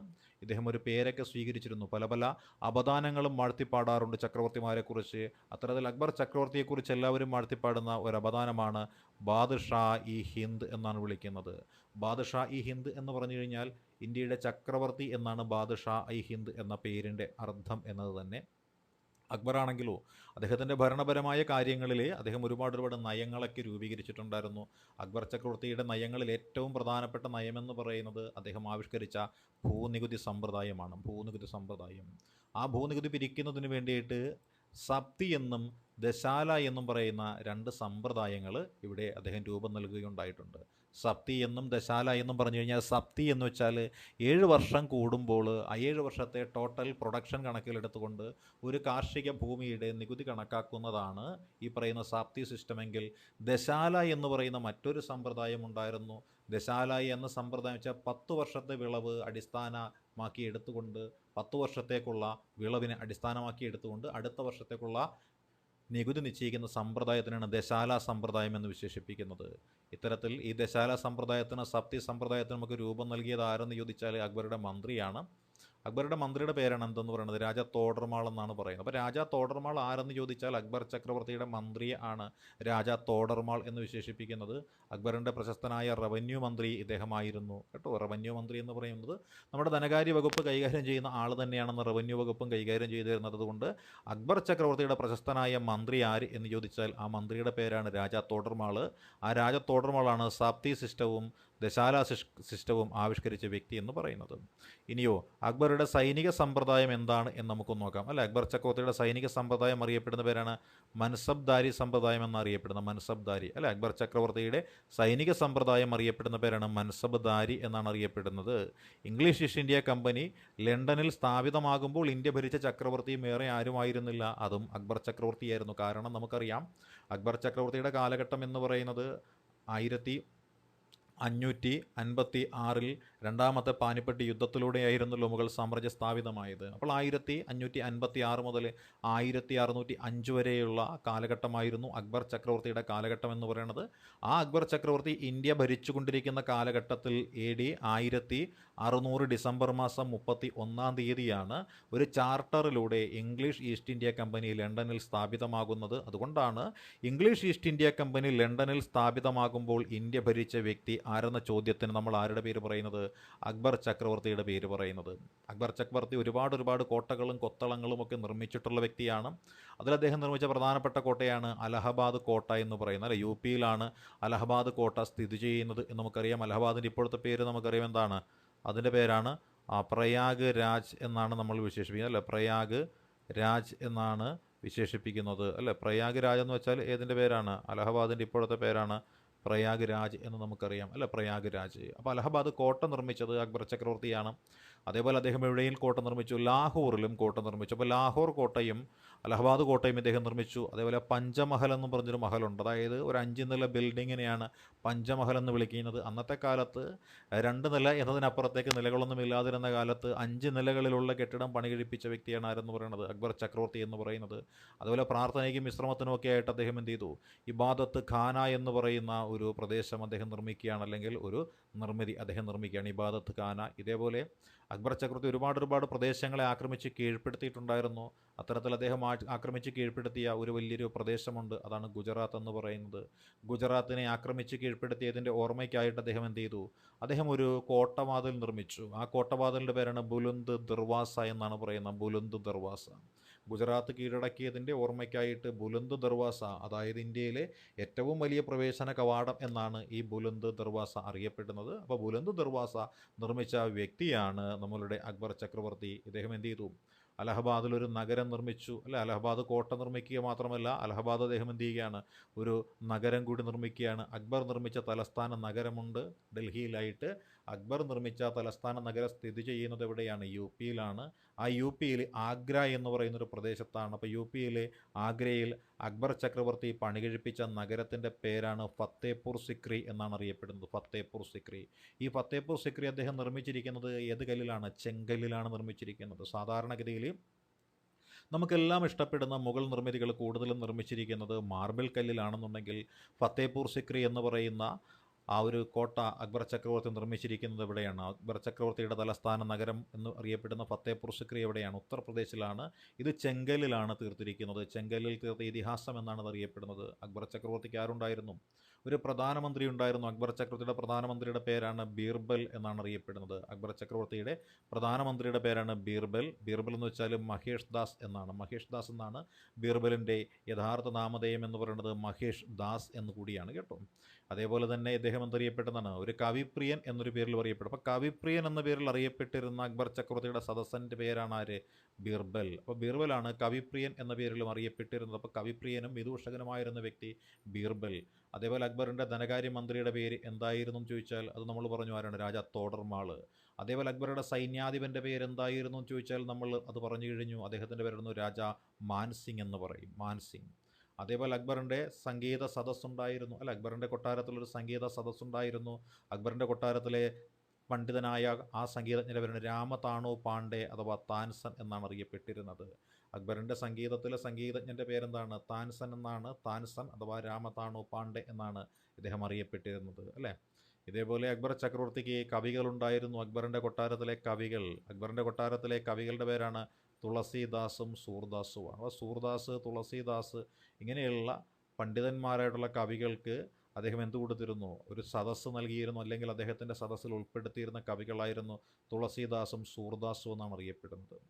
രാമചരിതമാനസം എന്ന പേരിൽ അറിയപ്പെട്ടിരുന്ന, അല്ലേ, കൃതി രാമചരിതമാനസത്തിൻ്റെ കർത്താവ് ആര് എന്ന് ചോദിച്ചാൽ അതാരാണ്? അത് തുളസീദാസാണ്. രാമചരിതമാനസത്തിൻ്റെ കർത്താവ് തുളസീദാസാണെങ്കിൽ തുളസീദാസിനൊപ്പം തന്നെ ഉണ്ടായിരുന്ന മറ്റൊരു കവിയാണ് സൂർദാസ് എന്ന പേരിലാണ് അറിയപ്പെടുന്നത്. ഈ സൂർസാഗറിനെ അല്ലെങ്കിൽ സുരസാഗർ എന്ന് പറഞ്ഞ കൃതിയൊക്കെ ഇദ്ദേഹം എഴുതിയിട്ടുണ്ട്, അല്ലേ? സൂർസാഗർ അല്ലെങ്കിൽ സൂർദാസ്. ഈ സൂർദാസിന് കണ്ണ് കാണില്ലായിരുന്നു. കണ്ണ് കാണാത്ത കവിയായിരുന്നു ആരെന്ന് പറയുന്നത്? ഈ പറയുന്ന സൂർദാസ് എന്ന് പറയുന്നത്. അക്ബറിൻ്റെ പണ്ഡിത സദസ്സ് അറിയപ്പെട്ടിരുന്ന പേര് നവരത്നങ്ങൾ എന്നാണ്. അക്ബറിൻ്റെ പണ്ഡിത സദസ്സ് അറിയപ്പെട്ടിരുന്നത്. നവരത്നങ്ങളിൽ ആരെല്ലാം എന്ന് ചോദിച്ചാൽ നമുക്ക് കുറേയധികം പേർക്കുടെ പേരുകളൊക്കെ അറിയാം, അല്ലേ? അത് നമുക്കറിയാം. അബുൾ ഫൈസലുണ്ട്, അബുൾ ഫൈസിയുണ്ട്, അബ്ദുൾ റഹീം ഖാനുണ്ട്, മുല്ലാ ദോപ്പിയ എന്ന് പറഞ്ഞ വ്യക്തിയുണ്ട്. അതേപോലെ തന്നെ മാൻസിംഗ് ഉണ്ട്. മാൻസിംഗ്, മുല്ലാ ദോപ്പിയ ഉണ്ട്. പിന്നെയോ മഹേഷ് ദാസ്, അല്ല, നമ്മുടെ ബീർബൽ ഉണ്ടായിരുന്നു, താൻസൻ ഉണ്ടായിരുന്നു, രാജാ തോഡർമാൾ ഉണ്ടായിരുന്നു, അല്ലെ? രാജാ തോഡർമാൾ ഉണ്ടായിരുന്നു, പിന്നെ താൻസൻ ഉണ്ടായിരുന്നു. അപ്പോൾ നോക്കിക്കഴിഞ്ഞാൽ 9 പേരായി, അല്ലേ? ആരൊക്കെയാണ്? അബ്ദുൾ റഹീം ഖാനൻ, അബുൾ ഫസൽ, അബുൾ ഫൈസി 3ആയി, അല്ലെ? മാൻസിംഗ് ഉണ്ട്. മാൻസിംഗ് സൈനിക മേധാവിയാണ്. മുല്ലാ ദോപ്പിയ എന്ന് പറയുന്ന ആൾ ആരായിരുന്നു? അദ്ദേഹം ഈ മതപരമായ കാര്യങ്ങൾ നോക്കുന്ന ആളായിരുന്നു. അപ്പോൾ 5 പേർ അവിടെ തന്നെയായി. പിന്നെ നോക്കിയാലോ, പാട്ട് പാടുന്ന താൻസൻ എന്ന് പറഞ്ഞയാളുണ്ട്. നികുതി വരുമാനം കണക്കിലാക്കുന്ന തോഡർമാളുണ്ട്. അപ്പോൾ ടാൻസനും ടോഡർമാളും ഉണ്ടായിരുന്നു. പിന്നെ ഉണ്ടായിരുന്ന വ്യക്തിയെ നമുക്കറിയാം. ആരായിരുന്നു? താൻസനും തോഡർമാളും കഴിഞ്ഞ് കഴിഞ്ഞാൽ പിന്നെ ഉണ്ടായിരുന്ന വ്യക്തി, അവരുടെ പേര് നമ്മളിവിടെ പലപ്പോഴായിട്ട് പറഞ്ഞിട്ടുണ്ട്, അല്ലേ? ബീർബൽ ഉണ്ടായിരുന്നു എന്നറിയാം, അല്ലേ? ബീർബൽ ഉണ്ടായിരുന്നു എന്നറിയാം. ബീർബലിൻ്റെ പേരാണ് മഹേഷ് ദാസ് എന്ന് പറയുന്നത്. ബീർബൽ ഉണ്ടായിരുന്നു, അല്ലേ? പിന്നെ ആരായിരുന്നു ഉണ്ടായിരുന്നത്? പിന്നെ ഉണ്ടായിരുന്ന വ്യക്തിയുടെ പേര് ആരാണ്? തുളസീദാസ് എന്ന് നമുക്ക് പറയാൻ പറ്റും, അല്ലേ? തുളസീദാസ് എന്ന് പറയുന്ന വ്യക്തി ഇവിടെ ഉണ്ടായിരുന്നതായിട്ട് നമുക്ക് പറയാം. അപ്പം അങ്ങനെയുള്ള നവരത്നങ്ങളടങ്ങിയ പണ്ഡിത സദസ്സുണ്ടായിരുന്ന മുഗൾ ചക്രവർത്തിയാണ് അക്ബർ ചക്രവർത്തി എന്ന് നമുക്കറിയാൻ പറ്റും, അല്ലേ? ഈ അക്ബർ ചക്രവർത്തിയുടെ കൊട്ടാരം സന്ദർശിച്ച ആദ്യത്തെ ഇംഗ്ലീഷുകാരൻ്റെ പേരാണ് നമ്മൾ മാസ്റ്റർ റാൽഫിച്ച് എന്നാണ് അറിയപ്പെടുന്നത്. അപ്പം ആരാണ് മാസ്റ്റർ റാൽഫിച്ച് എന്ന ചോദ്യത്തിൻ്റെ ഉത്തരം എന്താണ്? അക്ബർ ചക്രവർത്തിയുടെ കൊട്ടാരം സന്ദർശിച്ച ആദ്യത്തെ ഇംഗ്ലീഷുകാരൻ്റെ പേരാണ് മാസ്റ്റർ റാൽഫിച്ച് എന്നാണ് പറയുന്നത്. അക്ബർ ചക്രവർത്തിയുടെ കൊട്ടാരം സന്ദർശിച്ച ആദ്യത്തെ ഇംഗ്ലീഷുകാരൻ്റെ പേരാണ് മാസ്റ്റർ റാൽഫിച്ച്. ആദ്യമായിട്ട് വരുന്നത് ഇദ്ദേഹമായതുകൊണ്ടും ഇന്ത്യയിലേക്കുള്ള വഴി ബ്രിട്ടീഷുകാർക്ക് ബോധ്യപ്പെടുത്തി കൊടുത്തതും ഇദ്ദേഹമായതുകൊണ്ട് ഇദ്ദേഹത്തെ വിളിക്കുന്ന പേരാണ് മാർഗദർശി എന്ന പേരിലാണ് അറിയപ്പെടുന്നത്. അപ്പോൾ മാർഗദർശിയായ ഇംഗ്ലീഷുകാരൻ ആരാണ് എന്ന് ചോദിച്ചാൽ ആ ചോദ്യത്തിൻ്റെ ഉത്തരമാണ് മാസ്റ്റർ റാൽഫിച്ച് എന്ന് പറയും. ഇപ്പോൾ മാസ്റ്റർ റാൽഫിച്ചാണ് മാർഗദർശിയായ ഇംഗ്ലീഷുകാരൻ എന്നറിയപ്പെടുന്ന വ്യക്തി കേട്ടോ. ഈ അക്ബർ ചക്രവർത്തിയുടെ ജീവചരിത്രം അറിയപ്പെടുന്ന പേര് അക്ബർ നാമ എന്നാണ്, അല്ല അക്ബർ നാമ എന്നാണ്. ഇത് ആരാണ് എഡിറ്റ് ചെയ്തത് എന്ന് ചോദിച്ചാൽ, അല്ലെങ്കിൽ എഴുതിയത് എന്ന് ചോദിച്ചാൽ, ആ പേരിന് ഒരു ഉത്തരമേ ഉള്ളൂ. ആ ഉത്തരമാണ് ആരുടെ പേര്? അബുൽ ഫസലാണ്. അപ്പോൾ അബുൽ ഫസൽ എഴുതിയതാണ് അക്ബർ ചക്രവർത്തിയുടെ ജീവചരിത്രം. അതിൻ്റെ പേരാണ് അക്ബർ നാമ എന്നാണ് അറിയപ്പെടുന്നത്, അല്ലേ? ഇതേപോലെ തന്നെ മറ്റൊരു കൃതിയുണ്ട്, അബുൽ ഫസൽ തന്നെ എഴുതിയ മറ്റൊരു കൃതിയുണ്ട്. ആ കൃതി എന്ന് വെച്ചാൽ അക്ബറുടെ ഭരണരീതികൾ വിവരിക്കുന്ന ഗ്രന്ഥമാണ്. ആ ഗ്രന്ഥത്തിൻ്റെ പേരാണ് ഐനി അക്ബാരി എന്ന് പറയും. ഐനി അക്ബാരി എന്ന് വെച്ചാൽ അക്ബറിൻ്റെ ഭരണത്തെക്കുറിച്ച് പ്രതിപാദിക്കുന്നതാണെങ്കിൽ, അക്ബർ നാമ എന്ന് പറയുന്നത് ഒരു വ്യക്തി എന്ന നിലയിലും ഭരണാധികാരി എന്ന നിലയിലും അക്ബർ ചക്രവർത്തിയുടെ ജീവചരിത്രത്തെക്കുറിച്ച് പ്രതിപാദിക്കുന്ന കൃതിയാണ് അക്ബർ നാമ എന്ന് പറയുന്നത്. ഇത് രണ്ടും എഴുതിയതാരാണ്? അബുൽ ഫസൽ തന്നെയാണ്. ഈ അക്ബർ വിവാഹം കഴിച്ച രജപുത്ര രാജകുമാരി എന്ന് പലപ്പോഴും കാണുന്നൊരു പേരാണ് ജോധാഭായിയുടെ പേരാണ് കാണുന്നത്. പക്ഷേ അത് ശരിയാണോ എന്ന് ചോദിച്ചാൽ നമുക്ക് അത് തെറ്റാണ് എന്ന് പറയേണ്ടതായിട്ട് വരും കേട്ടോ. എന്തുകൊണ്ടെന്ന് ചോദിച്ചാൽ, ഈ ജോധാഭായി എന്ന് പറയുന്ന ആ മുഗൾ രാജകുമാരിയെ അക്ബർ അല്ല വിവാഹം കഴിച്ചത്. അക്ബറിൻ്റെ പുത്രനായ ആർക്കാണ് വിവാഹം കഴിച്ചു കൊടുത്തത്? ജഹാംഗീറിന് വിവാഹം കഴിച്ചു കൊടുത്തു എന്നാണ് ചരിത്ര പണ്ഡിതന്മാർ പറയുന്നത്. പ്രത്യേകിച്ച് രജപുത്ര ചരിത്രമൊക്കെ നമ്മൾ നോക്കിക്കഴിഞ്ഞാൽ നമുക്ക് കാണാൻ പറ്റുക ജഹാംഗീറിനെ കൊണ്ട് വിവാഹം കഴിപ്പിച്ചു എന്നാണ്. ജോധ അക്ബർ എന്ന് പറഞ്ഞിട്ടൊരു സിനിമ മുൻപിറങ്ങിയിട്ടുണ്ടായിരുന്നു. എനിക്ക് തോന്നുന്നത് ഐശ്വര്യ റായിയും അതേപോലെ നമ്മുടെ ഋത്വിക് റോഷനുമായിരുന്നു അതിലെ കഥാപാത്രങ്ങളെന്നാണ് തോന്നുന്നത്. പക്ഷേ സിനിമയിൽ കാണിച്ചിരിക്കുന്നത് അക്ബർ ചക്രവർത്തി ജോധാഭായിയെ വിവാഹം കഴിക്കുന്നതായിട്ടാണ്. പക്ഷേ ആ സിനിമ വിവാദമായിരുന്നു രാജസ്ഥാനിൽ. കാരണം ഈ ജോധാഭായി എന്ന് പറയുന്നത് രാജകുമാരി രാജസ്ഥാനിലുള്ള രാജകുമാരി ആയിരുന്നുവെങ്കിലും അക്ബർ ചക്രവർത്തിയുടെ മകനായ ജഹാംഗീറിനെയാണ് ഈ പറയുന്ന ജോധാഭായി വിവാഹം കഴിച്ചിരുന്നത്. അതുകൊണ്ട് ഈ സിനിമ തെറ്റാണ് എന്ന് പറഞ്ഞുകൊണ്ട് ഈ സിനിമയ്ക്കെതിരായിട്ട് ഒരുപാട് പ്രക്ഷോഭങ്ങളൊക്കെ രജപുത്രരുടെ ഭാഗത്തുനിന്ന് ഉണ്ടായിട്ടുള്ളതാണ്. പക്ഷേ PSCയുടെ 1-2 പരീക്ഷകളിൽ അല്ലെങ്കിൽ അവർ കൊടുത്തിരുന്ന ആ ഒരു അവരുടെ പതിപ്പുകളിലൊക്കെ കണ്ടിരിക്കുന്നത് എന്താണ്? ജോധാഭായി എന്ന ഒരു പേര് അക്ബറിൻ്റെ ഭാര്യ എന്ന രീതിയിലാണ് കാണുന്നത് എന്നുണ്ടെങ്കിൽ, നമ്മളുടെ സിവിൽ സർവീസ് പാഠപുസ്തകങ്ങളിലൊക്കെ നമ്മൾ നോക്കിയാൽ നമുക്ക് കണ്ടെത്താൻ പറ്റുക അക്ബർ വിവാഹം കഴിച്ചതല്ല. ആര് വിവാഹം കഴിച്ചതാണ്? ആ ജഹാംഗീർ എന്ന് പറയുന്ന അക്ബറിൻ്റെ മകൻ വിവാഹം കഴിച്ച വ്യക്തിയാണ് ആരെന്ന് പറയുന്നത്, ഈ പറയുന്ന ജോധാഭായി എന്ന് പറയുന്നത്. കാരണം ഇവർക്ക് ഒരുപാട് പേരെ വിവാഹം കഴിക്കാൻ അവസരമുള്ളതുകൊണ്ട് ജോധാഭായി വിവാഹം കഴിച്ചത് ജഹാംഗീറാണെന്നാണ് പറയപ്പെടുന്നത്. അക്ബർ ചക്രവർത്തി നിർമ്മിച്ച ജോധാഭായി കൊട്ടാരം കേട്ടോ, ജോധാഭായി പാലസ് ഉണ്ട്. ജോധാഭായിയുടെ പാലസ് സ്ഥിതി ചെയ്യുന്നത് എവിടെ വെച്ചാൽ ഫത്തേപൂർ സിക്രിയിലാണ്. അപ്പോൾ ഫത്തേപൂർ സിക്രിയിലാണ് അക്ബർ ചക്രവർത്തി നിർമ്മിച്ച ജോധാഭായിയുടെ കൊട്ടാരം സ്ഥിതി ചെയ്യുന്നത്. അക്ബർ ചക്രവർത്തി അന്തരിച്ച വർഷം 1605 പറയുന്നത്. പക്ഷി വിഷബാധയെ തുടർന്നാണ് അതാണ് അതിസാരം, നമ്മൾ വയറിളക്കം എന്ന് പറയുന്നൊരു രോഗം ബാധിച്ച് അല്ലെങ്കിൽ പെട്ടെന്നുണ്ടായ ഒരു അതിസാരം ബാധിച്ച് മരണപ്പെട്ട വ്യക്തിയാണ് അക്ബർ ചക്രവർത്തി. 1605 അക്ബർ ചക്രവർത്തിയുടെ മരണം സംഭവിക്കുന്നത്. അക്ബർ ചക്രവർത്തിയുടെ ശവകുടീരം സ്ഥിതി ചെയ്യുന്നത് എവിടെ എന്ന് ചോദിച്ചാൽ അത് സിക്കന്ദര എന്ന് പറഞ്ഞ സ്ഥലത്താണ്. സിക്കന്ദര. അപ്പോൾ കാബൂളിലാണ് ബാബറിൻ്റേത്, ഡൽഹിയിലാണ് ഹുമയൂണിൻ്റേത്, ആഗ്രയിലാണ് അക്ബറിൻ്റെ ശവകുടീരം, അല്ലേ? അങ്ങനെ ഓരോരോ പ്രദേശങ്ങളിലായിട്ടാണ് മുഗൾ ചക്രവർത്തിമാരുടെ ശവകുടീരമെല്ലാം സ്ഥിതി ചെയ്യുന്നത്. അടുത്ത മുഗൾ ചക്രവർത്തി, അദ്ദേഹത്തിൻ്റെ പേരാണ് ജഹാംഗീർ. അപ്പോൾ ജഹാംഗീർ ചക്രവർത്തിയാണ് അടുത്ത മുഗൾ ചക്രവർത്തി. അക്ബർ ചക്രവർത്തിയുടെ മകനായ ജഹാംഗീർ ചക്രവർത്തിയെക്കുറിച്ചാണ് നമ്മൾ നോക്കാൻ പോകുന്നത്. 1605 മുതൽ 1627 വരെയുള്ള ഒരു കാലഘട്ടമുണ്ട്. ഈ കാലഘട്ടത്തിൽ ഡൽഹി ഭരിച്ച ഭരണാധികാരിയായിട്ടാണ് നമ്മൾ ജഹാംഗീർ ചക്രവർത്തിയെ കണക്കാക്കുന്നത്. ജഹാംഗീറിൻ്റെ ഭരണ കാലഘട്ടം എന്ന് പറയുന്നത് 22 വർഷക്കാലത്തോളമാണ്. 22 വർഷക്കാലത്തോളം ഡൽഹി ഭരിച്ച ചക്രവർത്തിയാണ് ജഹാംഗീർ. അക്ബറിൻ്റെ പിൻഗാമിയായിട്ട് കണക്കാക്കുന്നത് ജഹാംഗീറിനെയാണ്. കാരണം ജഹാംഗീർ എന്ന് പറയുന്ന വ്യക്തി ഒരു വ്യക്തിത്വം എന്നുള്ള വ്യക്തി ആയിരുന്നു എന്ന് ചോദിച്ചാൽ അക്ബറിന് അദ്ദേഹത്തോട് വലിയ താല്പര്യമൊന്നും ഇല്ലായിരുന്നു. അക്ബറിന് താല്പര്യമുണ്ടായിരുന്നത് ജഹാംഗീറിൻ്റെ പുത്രനായ ഖുസ്രാവ് എന്ന് പറഞ്ഞ ഒരു വ്യക്തിയാണ്. ഖുസ്രാവ് എന്ന് പറഞ്ഞ ജഹാംഗീറിൻ്റെ പുത്രനോടായിരുന്നു അക്ബർ ചക്രവർത്തിക്ക് താല്പര്യമുണ്ടായിരുന്നത്. അതുകൊണ്ട് തന്നെ അക്ബർ ചക്രവർത്തി ഈ പറയുന്ന ജഹാംഗീറിനെ ഭരണാധികാരിയാക്കുവാനായിട്ട് യാതൊരു തരത്തിലുള്ള താല്പര്യവും പ്രകടിപ്പിച്ചിരുന്നില്ല. ഈ ജഹാംഗീറിൻ്റെ ജനനമായിട്ട് കണക്കാക്കുന്ന 1569 1569 ഫത്തേപൂർ സിക്രിയിലാണ് ജഹാംഗീറിൻ്റെ ജനനമായിട്ട് കണക്കാക്കുന്നത്. അപ്പോൾ ജഹാംഗീർ ജനിച്ചത് 1569 ഫത്തേപൂർ സിക്രിയിലാണ്. ഇദ്ദേഹത്തിൻ്റെ പൂർണ്ണമായിട്ടുള്ള പേര് നസീറുദ്ദീൻ മുഹമ്മദ് സലീം ജഹാംഗീർ എന്നാണ്. അപ്പോൾ സലീം എന്ന പേരിൽ അറിയപ്പെട്ടിരുന്നത് ആര് എന്ന് ചോദിച്ചാൽ അത് ജഹാംഗീറാണ്, അല്ലെ? സലീം അനാർക്കലി എന്ന് പറയുന്നത് നമ്മൾ കേട്ടിട്ടുണ്ട്, അല്ലെ? സലീം അനാർക്കലി എന്ന് പറഞ്ഞ് നമ്മൾ കേട്ടിട്ടുള്ളതാണ്. അതേപോലെ ജഹാംഗീർ നൂർജഹാൻ എന്ന് പറയുന്നതും നമ്മൾ കേട്ടിട്ടുള്ളതാണ്. ഇദ്ദേഹത്തെ സംബന്ധിച്ച് ഹുമയൂണിനുണ്ടായിരുന്ന അതേ ഗുണങ്ങളൊക്കെ തന്നെ ഇദ്ദേഹത്തിനുണ്ടായിരുന്നു. അതായത് ഇദ്ദേഹം എന്തായിരുന്നു? ലഹരിക്ക് അല്പം ആസക്തി കൂടുതലുള്ളൊരു വ്യക്തിയായിട്ടാണ് ജഹാംഗീർ ചക്രവർത്തിയെ കണക്കാക്കുന്നത്. അല്ല, സലീം എന്നുള്ള പദമുണ്ട്. ഈ പദത്തിൻ്റെ അർത്ഥം എന്താണ്? ലോകജേതാവ് എന്നാണ് പദത്തിൻ്റെ അർത്ഥം. സലീം എന്ന പദത്തിൻ്റെ അർത്ഥം ലോകത്തിൻ്റെ ജേതാവ്, അക്ബർ എന്ന പദത്തിൻ്റെ അർത്ഥം മഹാൻ, ഹുമയൂൺ എന്ന പദത്തിൻ്റെ അർത്ഥം ഭാഗ്യവാൻ, ബാബർ എന്ന പദത്തിൻ്റെ അർത്ഥം സിംഹം. അങ്ങനെ ഓരോ മുഗൾ ചക്രവർത്തിക്കും പ്രത്യേകം പ്രത്യേകം പേരുകളും അതിന് പ്രത്യേകം പ്രത്യേകം എല്ലാം അർത്ഥവുമുണ്ട് കേട്ടോ. ഇദ്ദേഹം ചക്രവർത്തിയായി വന്നതിന് ശേഷം എന്താണ്, സാധാരണ ചക്രവർത്തിയാണെന്ന് ജനങ്ങൾക്ക് ബോധ്യപ്പെടുത്താൻ വേണ്ടിയിട്ട് എന്ത് ചെയ്തു, നേരിട്ട് ബോധിപ്പിക്കാൻ ഒരു പരാതി ബോധിപ്പിക്കുന്ന ഒരു സിസ്റ്റം അദ്ദേഹം കൊണ്ടുവന്നു. അതായത് നീതിയുടെ ചങ്ങല എന്നാണ്, ദ ചെയിൻ ഓഫ് ജസ്റ്റിസ് എന്ന പേരിൽ അറിയപ്പെട്ടിരുന്ന നീതിയുടെ ചങ്ങല അല്ലെങ്കിൽ ആവലാതിയുടെ ചങ്ങല കൊണ്ടുവന്ന ഭരണാധികാരിയാണ് ജഹാംഗീർ ചക്രവർത്തി എന്ന് പറയുന്നത്. സാധാരണ ജനങ്ങൾക്ക് ചക്രവർത്തിയെ നേരിൽ കണ്ട് പരാതി ബോധിപ്പിക്കുന്നതിന് വേണ്ടിയിട്ടാണ് ജഹാംഗീർ ഈ സംവിധാനം നടപ്പിലാക്കിയത്. ഇദ്ദേഹം ചിത്രരചനയിൽ അതീവ തൽപരനായ ഒരു വ്യക്തിയായിരുന്നു. അതുകൊണ്ട് തന്നെ ചിത്രകാരനായ മുഗൾ ഭരണാധികാരി എന്നാണ് ഇദ്ദേഹം അറിയപ്പെടുന്നത്. അതേപോലെ ഇദ്ദേഹത്തിൻ്റെ കാലഘട്ടത്തിൽ ചിത്രകാരന്മാർ ഒരുപാട് പ്രോത്സാഹിപ്പിച്ചിരുന്നു. മുഗൾ ചിത്രകലയുടെ സുവർണ്ണ കാലഘട്ടം എന്ന പേരിൽ അറിയപ്പെടുന്നത് ജഹാംഗീറിൻ്റെ കാലഘട്ടമാണ്. ഇദ്ദേഹം പെയിൻറ്റിങ് എന്ന് പറയുന്നത് അഗ്രഗണ്യനായ ഒരു വ്യക്തിയായിരുന്നു. ഒരു പെയിൻറ്റിങ്, പല ചിത്രകാരന്മാർ വരച്ച പെയിൻറ്റിങ് ഇദ്ദേഹത്തിന് കൊടുത്തതിന് ശേഷം, അല്ലെങ്കിൽ ഒരു ചിത്രം തന്നെ ചിത്രത്തിൻ്റെ പല ഭാഗങ്ങളിൽ പ്രധാനപ്പെട്ട ഇദ്ദേഹത്തിൻ്റെ കൊട്ടാരത്തിലെ പല പെയിൻറ്റർമാരെ കൊണ്ട് പെയിൻറ്റ് ചെയ്യിപ്പിക്കുകയാണെന്നുണ്ടെങ്കിൽ അത് പെയിൻറ്റ് ചെയ്ത വ്യക്തി ആര് എന്ന് അദ്ദേഹം ആ ചിത്രം നോക്കി കൃത്യമായിട്ട് പറയുന്ന അത്രയും സമർത്ഥനായ ഒരു ചിത്രകാരന് കൂടിയായിരുന്നു മുഗൾ ചക്രവർത്തിയായി ജഹാംഗീർ എന്നാണ് പറയുന്നത്. അപ്പോൾ ജഹാംഗീറിൻ്റെ കാലഘട്ടം എന്താണ്, സുവർണ്ണ കാലഘട്ടം എന്നാണ് അറിയപ്പെടുന്നത്. സുവർണ്ണ കാലഘട്ടം. ആത്മകഥ എഴുതിയ രണ്ടാമത്തെ മുഗൾ ചക്രവർത്തിയാണ് കേട്ടോ. കാരണം ആത്മകഥ എഴുതുവാനായിട്ടുള്ള അക്ഷര പരിജ്ഞാനം അക്ബർ ചക്രവർത്തിക്ക് ഇല്ലാതിരുന്നത് കൊണ്ട് അദ്ദേഹത്തിൻ്റെ ആത്മകഥ എഴുതിയത് ആരാണ്? അബുൾ ഫസലാണ് എഴുതിയത്, അല്ലേ? അതേപോലെ തന്നെ ഹുമയൂണിന് അത് എഴുതാനായിട്ട് സമയം കിട്ടുന്നതിന് മുൻപ് അദ്ദേഹം മരണപ്പെട്ടു പോയതുകൊണ്ട് അദ്ദേഹത്തിൻ്റെ ജീവചരിത്രമാണ് അതെഴുതിയത് ഗുൽബദൻ ബാനു ബീഗം, അല്ലേ? ഗുൽബദൻ ബീഗം എന്നുള്ള അക്ബറിൻ്റെ അല്ല, നമ്മുടെ ഹുമയൂണിൻ്റെ സഹോദരിയാണ് എഴുതിയതെന്നറിയാം. ഇതേപോലെ ജഹാംഗീറിൻ്റെ ആത്മകഥയുടെ പേരെന്തെന്ന് ചോദിച്ചാൽ ജഹാംഗീറിൻ്റെ ആത്മകഥയുടെ പേരാണ് തുസുക് ഇ ബാബരി എന്നാണ് ആത്മകഥ. ജഹാംഗീറിൻ്റെ ആത്മകഥയുടെ പേരാണ് തുസുക് ഇ ബാബരി അല്ല, തുസുക് ഇ ജഹാംഗീരി. അപ്പോൾ തുസുക് ഇ ജഹാംഗീരി എന്ന് വെച്ചാൽ പേർഷ്യൻ ഭാഷയിലാണ് കേട്ടോ. പേർഷ്യൻ ഭാഷയിലാണത് തുസുക് ഇ ജഹാംഗീരി എന്ന പേരിൽ അറിയപ്പെടുന്നത്.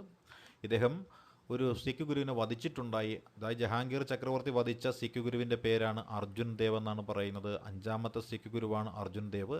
5ാമത്തെ സിഖ് ഗുരുവായ അർജുൻ ദേവിനെ വധിക്കാൻ കാരണം എന്തെന്ന് ചോദിച്ചാൽ വളരെ രസകരമായ കാരണമാണ്. നമ്മളൊരല്പം മുമ്പ് തന്നെ പറഞ്ഞിരുന്നു, ജഹാംഗീറിനെ അധികാരം കൈമാറാനായിട്ട് അക്ബർ ചക്രവർത്തിക്ക് താല്പര്യം അശേഷം ഇല്ലായിരുന്നു.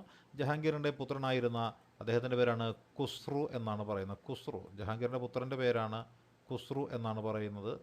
ആ ഖുസ്രു എന്ന് പറഞ്ഞൊരു പുത്രൻ, ഖുറം ഷാജഹാനാണ്, പക്ഷേ ഇത് ഷാജഹാനല്ല, ഖുസ്രു എന്ന് പറയും. അപ്പോൾ ഖുസ്രു എന്ന് പറയുന്ന പുത്രനെ അധികാരമേൽപ്പിക്കാനായിരുന്നു, ജഹാംഗീറിൻ്റെ പുത്രനായ ഖുസ്രുവിന് അധികാരമേൽപ്പിക്കാനായിരുന്നു അക്ബറിന് താല്പര്യമുണ്ടായിരുന്നത്. അങ്ങനെ ഇരിക്കുന്ന ഘട്ടത്തിലാണ് അക്ബർ ചക്രവർത്തി പെട്ടെന്ന് അതിസാരം പിടിപെട്ട്, അല്ലെങ്കിൽ വയറിളക്കം, അതല്ലെങ്കിൽ അമീബിക് ഡിസെൻട്രി പിടിപെട്ട് അദ്ദേഹം മരണമടയുന്നത്. ഇതോടുകൂടി മുഗൾ സാമ്രാജ്യത്തിൽ കസേരയ്ക്ക് വേണ്ടിയിട്ട് എന്തായി, ഒരു തർക്കമുണ്ടായി. ആ തർക്കത്തിനൊടുവിൽ ഖുസ്രു എന്ത് ചെയ്യുകയാണ്, സ്വന്തം അച്ഛനായ ജഹാംഗീറിനെതിരായിട്ട് കലാപക്കൊടി ഉയർത്തുകയാണ്. അങ്ങനെ കലാപക്കൊടി ഉയർത്തിയ ഖുസ്രു അദ്ദേഹം എന്ത് ചെയ്തു, അക്കാലത്ത് മുഗൾ സാമ്രാജ്യത്തിൽ അക്ബറുമായിട്ട് നല്ല അടുത്ത ബന്ധം പുലർത്തിയിരുന്ന സിഖ് ഗുരുവാണ് അർജുൻ ദേവ്.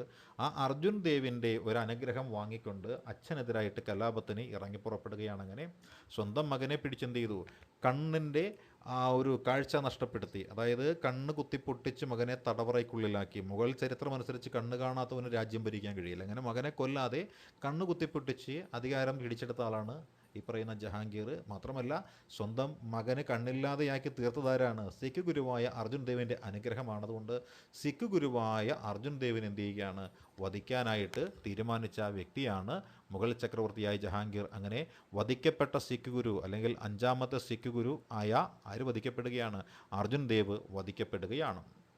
ജഹാംഗീറിൻ്റെ കാലഘട്ടത്തിലാണ് ലാഹോറിലൊരു പള്ളി പണിതത്. ആ പള്ളിയുടെ പേരാണ് മോത്തി മസ്ജിദ് എന്നാണ് അറിയപ്പെടുന്നത്, മോത്തി മസ്ജിദ്. അപ്പോൾ ലാഹോറിലെ പള്ളിയുടെ പേരാണ് മോത്തി മസ്ജിദ്. ഈ മോത്തി മസ്ജിദ് നിർമ്മിച്ചത് മറ്റാരുമല്ല, അതാരാണ്, അത് ജഹാംഗീർ ചക്രവർത്തിയാണ് മോത്തി മസ്ജിദ് നിർമ്മിച്ചിരിക്കുന്നത്. മാത്രമല്ല ഇദ്ദേഹം എന്ത് ചെയ്തു, ആ പുഷ്പകൃഷിയിൽ അതീവ തൽപരനായൊരു വ്യക്തിയായിരുന്നു. അതായത് പൂന്തോട്ട നിർമ്മാണമൊക്കെ ഇദ്ദേഹത്തിന് വളരെ ഇഷ്ടമുള്ളൊരു വിഷയമായിരുന്നു. അപ്പോൾ കാശ്മീരിലെ ഷാലിമാർ പൂന്തോട്ടം എന്ന് പറഞ്ഞൊരു പൂന്തോട്ടം പണികഴിപ്പിച്ചത് ആരെന്ന് ചോദിച്ചാൽ അത് ജഹാംഗീറാണ്, അല്ലേ? കാശ്മീരിലെ ഷാലിമാർ പൂന്തോട്ടം പണികഴിപ്പിച്ച വ്യക്തിയാണ് ആര്, ജഹാംഗീറാണ്. ഇദ്ദേഹം അതേപോലെ തന്നെ പറഞ്ഞെന്തായിരിക്കാം, കാശ്മീരില്ലാത്ത ഭാരതം എന്ന് പറയുന്ന കണ്ണില്ലാത്ത മനുഷ്യനെ പോലെയാണെന്ന് പറഞ്ഞ മുഗൾ ചക്രവർത്തി. അതായത് കാശ്മീർ എന്ന് പറയുന്നതാണ് ഇന്ത്യയിലെ ഏറ്റവും സൗന്ദര്യമുള്ള പ്രദേശമെന്നും കാശ്മീരില്ലാത്ത ഭാരതം എന്ന് പറയുന്നത് കണ്ണില്ലാത്ത മനുഷ്യനെ പോലെയാണ് എന്നും പറഞ്ഞ വ്യക്തിയാണ് ആര്, മുഗൾ ചക്രവർത്തിയായ ഈ ജഹാംഗീർ എന്ന് പറയുന്നത്. അതേപോലെ കാശ്മീരിനെ ഇന്ത്യയുടെ സ്വർഗം എന്ന് വിശേഷിപ്പിച്ച, അല്ലെ, ഭൂമിയിലെ സ്വർഗം എന്ന് കാശ്മീരിനെ വിശേഷിപ്പിച്ച ഭരണാധികാരിയാണ് ആര്? നമ്മളുടെ ജഹാംഗീർ ചക്രവർത്തി. ഇതേപോലെ ജെയിംസ് ഒന്നാമൻ എന്ന ഇംഗ്ലീഷ് ഭരണാധികാരിയുടെ കാലത്ത്, ജെയിംസ് ഒന്നാമൻ്റെ ഭരണകാലത്ത് അംബാസഡറായിട്ട് ജഹാംഗീറിൻ്റെ കൊട്ടാരത്തിൽ 2 വ്യക്തികൾ വന്നിട്ടുണ്ടായിരുന്നു കേട്ടോ. ജഹാംഗീറിൻ്റെ കൊട്ടാരത്തിൽ 2 പേര് വന്നിട്ടുണ്ട്. 1608 വന്ന വ്യക്തിയുടെ പേരാണ് വില്യം ഹോക്കിൻസ് എന്ന് പറയും. 1813-15 കാലഘട്ടത്തിൽ വന്ന വ്യക്തിയുടെ പേരാണ് തോമസ് റോയ് എന്ന് നമുക്ക് പറയാൻ പറ്റും, അല്ലെ തോമസ് റേ എന്നാണ് പറയുന്നത്. അപ്പോൾ വില്യം ഹോക്കിൻസും തോമസ് റേയും ആരായിരുന്നു എന്ന് ചോദിച്ചാൽ അവർ ഇംഗ്ലണ്ടിൽ നിന്നും വന്ന അംബാസഡർമാരായിരുന്നു. ഇവരുടെ റിക്വസ്റ്റ് കാരണമാണ് ഇംഗ്ലീഷ് ഈസ്റ്റ് ഇന്ത്യ കമ്പനി എന്നുള്ള കമ്പനിക്ക്, ബ്രിട്ടീഷുകാരുടെ കമ്പനിക്ക് ഇന്ത്യയിൽ ആദ്യമായിട്ട് ഒരു ഫാക്ടറി സ്ഥാപിക്കാനായിട്ട് അനുവാദം നൽകിയത്. അപ്പോൾ ഇംഗ്ലീഷ് ഈസ്റ്റ് ഇന്ത്യ കമ്പനിക്ക് ഫാക്ടറി സ്ഥാപിക്കുവാൻ അനുവാദം നൽകിയ ഭരണാധികാരിയുടെ പേര് ചോദിച്ചാൽ ആ പേരും മറ്റാരുടെയുമല്ല, അത് ജഹാംഗീറിൻ്റെ പേരാണ്. അപ്പോൾ ജഹാംഗീർ ചക്രവർത്തിയാണ് ഇംഗ്ലീഷ് ഈസ്റ്റ് ഇന്ത്യ കമ്പനിക്ക് AD 1613 ഇത്തരത്തിൽ ഒരു ഫാക്ടറി സ്ഥാപിക്കുവാനായിട്ട് ആർക്ക് അനുവാദം കിട്ടുന്നത്? നമ്മളുടെ ഈ പറയുന്ന ഇംഗ്ലീഷ് ഈസ്റ്റ് ഇന്ത്യ കമ്പനിക്ക് കിട്ടുന്നത്. അതേപോലെ ഇംഗ്ലീഷ് ഈസ്റ്റ് ഇന്ത്യ കമ്പനി ദക്ഷിണേന്ത്യയിൽ ആദ്യമായിട്ട് ഫാക്ടറി ആരംഭിച്ച എവിടെയാണ്? അത് മസൂലിപ്പട്ടണത്താണ്. അതായത് ആദ്യത്തെ ഫാക്ടറി സൂറത്തിലായിരുന്നുവെങ്കിൽ ദക്ഷിണേന്ത്യയിലെ ആദ്യത്തെ ഫാക്ടറി എന്ന് പറയുന്നത് മസൂലിപ്പട്ടണം, ഇത് തമിഴ്നാട്ടിലാണ് കേട്ടോ. അതേപോലെ ജഹാംഗീറിൻ്റെ സമയത്ത് ഇന്ത്യയിലെത്തിയ ഒരു ഇംഗ്ലീഷ് സഞ്ചാരിയുണ്ട്, അതായത് ഇംഗ്ലീഷുകാരനായ ഒരു സഞ്ചാരി. ആ സഞ്ചാരിയുടെ പേരാണ് പീറ്റർ മാൻഡി എന്നാണ് പറയുന്നത്. Peter Mandy. അങ്ങനെ പീറ്റർ മാൻഡി എന്ന് പറയുന്ന ഒരു ഇംഗ്ലീഷ് സഞ്ചാരി ജഹാംഗീറിൻ്റെ കാലത്താണ് ഇന്ത്യയിൽ എത്തിപ്പെട്ടത്. ജഹാംഗീറിനെ വിശേഷിപ്പിക്കുന്ന മറ്റൊരു പേരാണ് എന്താണ്? പണ്ഡിതനായ കുടിയൻ എന്നാണ് വിശേഷിപ്പിക്കുന്നത്. അതായത് ഇദ്ദേഹം ഒരുപാട് പാണ്ഡിത്യമുള്ള വ്യക്തിയാണ്, മഹാനായ വ്യക്തിയാണ്, ചിത്രകാരനാണ്, മികച്ചൊരു ഭരണാധികാരിയും കൂടിയാണ്. പക്ഷേ ഇദ്ദേഹം മദ്യത്തിന് ആസക്തി കൂടുതലുള്ള വ്യക്തിയായിരുന്നു. അതുകൊണ്ട് തന്നെ പണ്ഡിതനായ കുടിയൻ എന്ന പേരിൽ അറിയപ്പെട്ട വ്യക്തിയും ആരാണ്? ഈ പറയുന്ന നമ്മുടെ മുഗൾ ചക്രവർത്തിയായിരുന്ന ജഹാംഗീറാണ്. ഈ ജഹാംഗീറിൻ്റെ കാലഘട്ടത്തിലാണ് പുകയില കൃഷി ആരംഭിക്കുന്നത്. ജഹാംഗീർ തന്നെ നല്ല ഒന്നാം തരം പുകയില ഉപയോഗിച്ചിരുന്ന വ്യക്തി എന്നാണ് പറയപ്പെടുന്നത്. അപ്പോൾ ഇന്ത്യയിൽ പുകയില കൃഷി ആരംഭിക്കുന്ന സമയത്ത് മുഗൾ ചക്രവർത്തി ആരെന്ന് ചോദിച്ചാൽ അത് വേറെ ആരുമല്ല, അതും ജഹാംഗീർ തന്നെയാണ്. ഈ ജഹാംഗീറിന് ഒരു ഭാര്യ ഉണ്ടായിരുന്നു. ഭാര്യയുടെ പേരാണ് നൂർജഹാൻ എന്നാണ് പറയുന്നത്. ജഹാംഗീറിൻ്റെ ഭാര്യയുടെ പേരാണ് നൂർജഹാൻ. നൂർജഹാൻ എന്ന വാക്കിൻ്റെ അർത്ഥം എന്തെന്ന് ചോദിച്ചാൽ ലോകത്തിൻ്റെ വെളിച്ചം എന്നാണ് നൂർജഹാൻ എന്ന പദത്തിൻ്റെ അർത്ഥം. നൂർജഹാൻ എന്ന വാക്കിൻ്റെ അർത്ഥം എന്തെന്ന് ചോദിച്ചാൽ അത് ലോകത്തിൻ്റെ വെളിച്ചം എന്നാണ് അറിയപ്പെടുന്നത്. ലോകത്തിൻ്റെ വെളിച്ചമാണ്. നൂർജഹാൻ്റെ ആദ്യത്തെ പേരെന്തെന്ന് ചോദിച്ചാൽ അത് മെഹറുന്നിസ എന്നാണ് നൂർജഹാൻ്റെ ആദ്യത്തെ പേര്. നൂർജഹാൻ്റെ ആദ്യത്തെ പേര് മെഹറുന്നിസ എന്നാണ്. മെഹറുന്നിസയെ നൂർജഹാൻ കണ്ട് ഇഷ്ടപ്പെട്ട് വിവാഹം കഴിക്കുകയായിരുന്നു. അതേപോലെ ജഹാംഗീറിൻ്റെ ശവകുടീരമുണ്ട്. ജഹാംഗീറിൻ്റെ ശവകുടീരം സ്ഥിതി ചെയ്യുന്നത് എവിടെയാണ്? ലാഹോറിലാണ്, രവി നദിയുടെ തീരത്താണ്. രവി നദിയുടെ തീരത്താണ് ആരുടെ ശവകുടീരം സ്ഥിതി ചെയ്യുന്നത്? ജഹാംഗീറിൻ്റെ ശവകുടീരം സ്ഥിതി ചെയ്യുന്നത്. അപ്പോൾ നമ്മൾ ഇതുവരെ പഠിച്ച മുഗൾ ചക്രവർത്തിമാരിൽ ഇന്ത്യക്ക് വെളിയിൽ ശവകുടീരം സ്ഥിതി ചെയ്യുന്ന വ്യക്തിയാണ് ബാബർ. അദ്ദേഹത്തിൻ്റെത് കാബൂളിലാണെങ്കിൽ ജഹാംഗീറിൻ്റെത് എവിടെയാണ്? ലാഹോറിലാണ്. അക്ബറിൻ്റെത് എവിടെയാണ്? സിക്കന്ദരയിലായിരുന്നു, ആഗ്രയിലായിരുന്നു. അതേപോലെ ഹുമയൂണിൻ്റെത് എവിടെയായിരുന്നു? ഡൽഹിയിലുമായിരുന്നു. സ്വന്തം പിതാവിനെ ശവകുടീരം പണികഴിപ്പിച്ച ചക്രവർത്തിയായിരുന്നു ഷാജഹാൻ ചക്രവർത്തി. ഷാജഹാൻ ചക്രവർത്തിയാണ് ആർക്ക് ശവകുടീരം പണികഴിപ്പിച്ചത്? നമ്മുടെ ജഹാംഗീറിൻ്റെ ശവകുടീരം പണികഴിപ്പിച്ച വ്യക്തി എന്ന് പറയുന്നത് ഷാജഹാൻ ചക്രവർത്തിയാണ്. നമുക്കിനി അടുത്തത് പഠിക്കുവാനുള്ളത് ഷാജഹാൻ ചക്രവർത്തിയെക്കുറിച്ചാണ്. അടുത്ത മുഗൾ ചക്രവർത്തിയാണ് ഷാജഹാൻ. നമ്മൾ പഠിക്കാൻ പോകുന്ന അടുത്ത ചക്രവർത്തിയുടെ പേരാണ് ഷാജഹാൻ ചക്രവർത്തി. 1628 മുതൽ 1658 വരെയുള്ള കാലഘട്ടം. ഈ കാലഘട്ടത്തിലാണ് ഷാജഹാൻ ചക്രവർത്തി മുഗൾ സാമ്രാജ്യത്തിലെ ഭരണാധികാരിയായി മാറിയത്. ഏകദേശം 30 വർഷക്കാലത്തോളം ഇന്ത്യ ഭരിച്ച മുഗൾ ചക്രവർത്തി അതാണ് ഷാജഹാൻ ചക്രവർത്തി. അദ്ദേഹത്തിൻ്റെ ജനനം 1592 ലാഹോറിൽ വെച്ചായിരുന്നു. ജഹാംഗീറിൻ്റെ പുത്രനായിട്ടാണ് അദ്ദേഹം ജനിച്ചത്. ഇദ്ദേഹത്തിൻ്റെ ആദ്യകാലത്തെ പേര് ഖുറം എന്നായിരുന്നു, ഖുറം. പക്ഷെ പൂർണ്ണമായ പേര് ഷിഹാബുദ്ദീൻ മുഹമ്മദ് ഷാജഹാൻ എന്നായിരുന്നു. ഷിഹാബുദ്ദീൻ മുഹമ്മദ് ഷാജഹാൻ എന്നതായിരുന്നു ഷാജഹാൻ ചക്രവർത്തിയുടെ യഥാർത്ഥ പേര്, പൂർണ്ണമായ പേര്. ജഹാംഗീറിനെ തുടർന്ന് അധികാരത്തിൽ വന്ന മുഗൾ ചക്രവർത്തിയായിട്ടാണ് നമ്മൾ ആരെ കണക്കാക്കുന്നത്? ജഹാംഗീറിനെ തുടർന്ന് അധികാരത്തിൽ വന്ന മുഗൾ ചക്രവർത്തിയാണ് ആര്? ഷാജഹാൻ ചക്രവർത്തി എന്ന് നമുക്ക് അറിയാം, അല്ലേ? ഷാജഹാൻ ചക്രവർത്തിയാണ് ജഹാംഗീറിനെ തുടർന്ന് അധികാരത്തിൽ വന്ന ചക്രവർത്തി എന്ന് നമുക്ക് എല്ലാവർക്കും അറിയാം. ഇതേപോലെ മുഗൾ സാമ്രാജ്യത്തിൻ്റെ സുവർണ്ണ കാലഘട്ടം എന്ന പേരിൽ അറിയപ്പെടുന്ന കാലഘട്ടമാണ് ആര്? ഈ ഷാജഹാൻ്റെ കാലഘട്ടം. അതായത് മുഗൾ സാമ്രാജ്യം അതിൻ്റെ വളർച്ചയുടെ പരമകോടിയിലെത്തിയ കാലഘട്ടം ഷാജഹാൻ്റെ കാലഘട്ടത്തിലാണ്. ശില്പരംഗത്തായാലും ഭരണരംഗത്തായാലും സാഹിത്യരംഗത്തായാലും മുഗൾ സാമ്രാജ്യം ഏറ്റവും ഉയർന്ന രീതിയിലെത്തിപ്പെട്ടത് അല്ലെങ്കിൽ ഉത്തുംഗ ശൃംഗത്തിലെത്തിപ്പെട്ടത് ഷാജഹാൻ്റെ കാലഘട്ടത്തിലാണ്. ഷാജഹാൻ എന്ന പദത്തിന് ഒരു അർത്ഥമുണ്ട്, ലോകത്തിൻ്റെ രാജാവ് എന്നാണ് ഷാജഹാൻ എന്ന വാക്കിൻ്റെ അർത്ഥം. അപ്പോൾ ഷാജഹാൻ എന്ന വാക്കിൻ്റെ അർത്ഥം എന്ത് എന്ന് ചോദിച്ചാൽ അത് ലോകത്തിൻ്റെ രാജാവ് എന്നതാണ് ഷാജഹാൻ എന്ന വാക്കിൻ്റെ അർത്ഥമായിട്ട് കണക്കാക്കുന്നത്. നിർമ്മിതികളുടെ രാജകുമാരനെന്നും ശില്പികളുടെ രാജാവ് എന്നുമൊക്കെ അറിയപ്പെടുന്നത് ആരാണത്? ഷാജഹാൻ ചക്രവർത്തിയാണ്. നിർമ്മിതികളുടെ രാജകുമാരനെന്നും ശില്പികളുടെ രാജാവ് എന്നുമൊക്കെ അറിയപ്പെടുന്നത് ആരാണ്? ഷാജഹാൻ ചക്രവർത്തിയാണ്.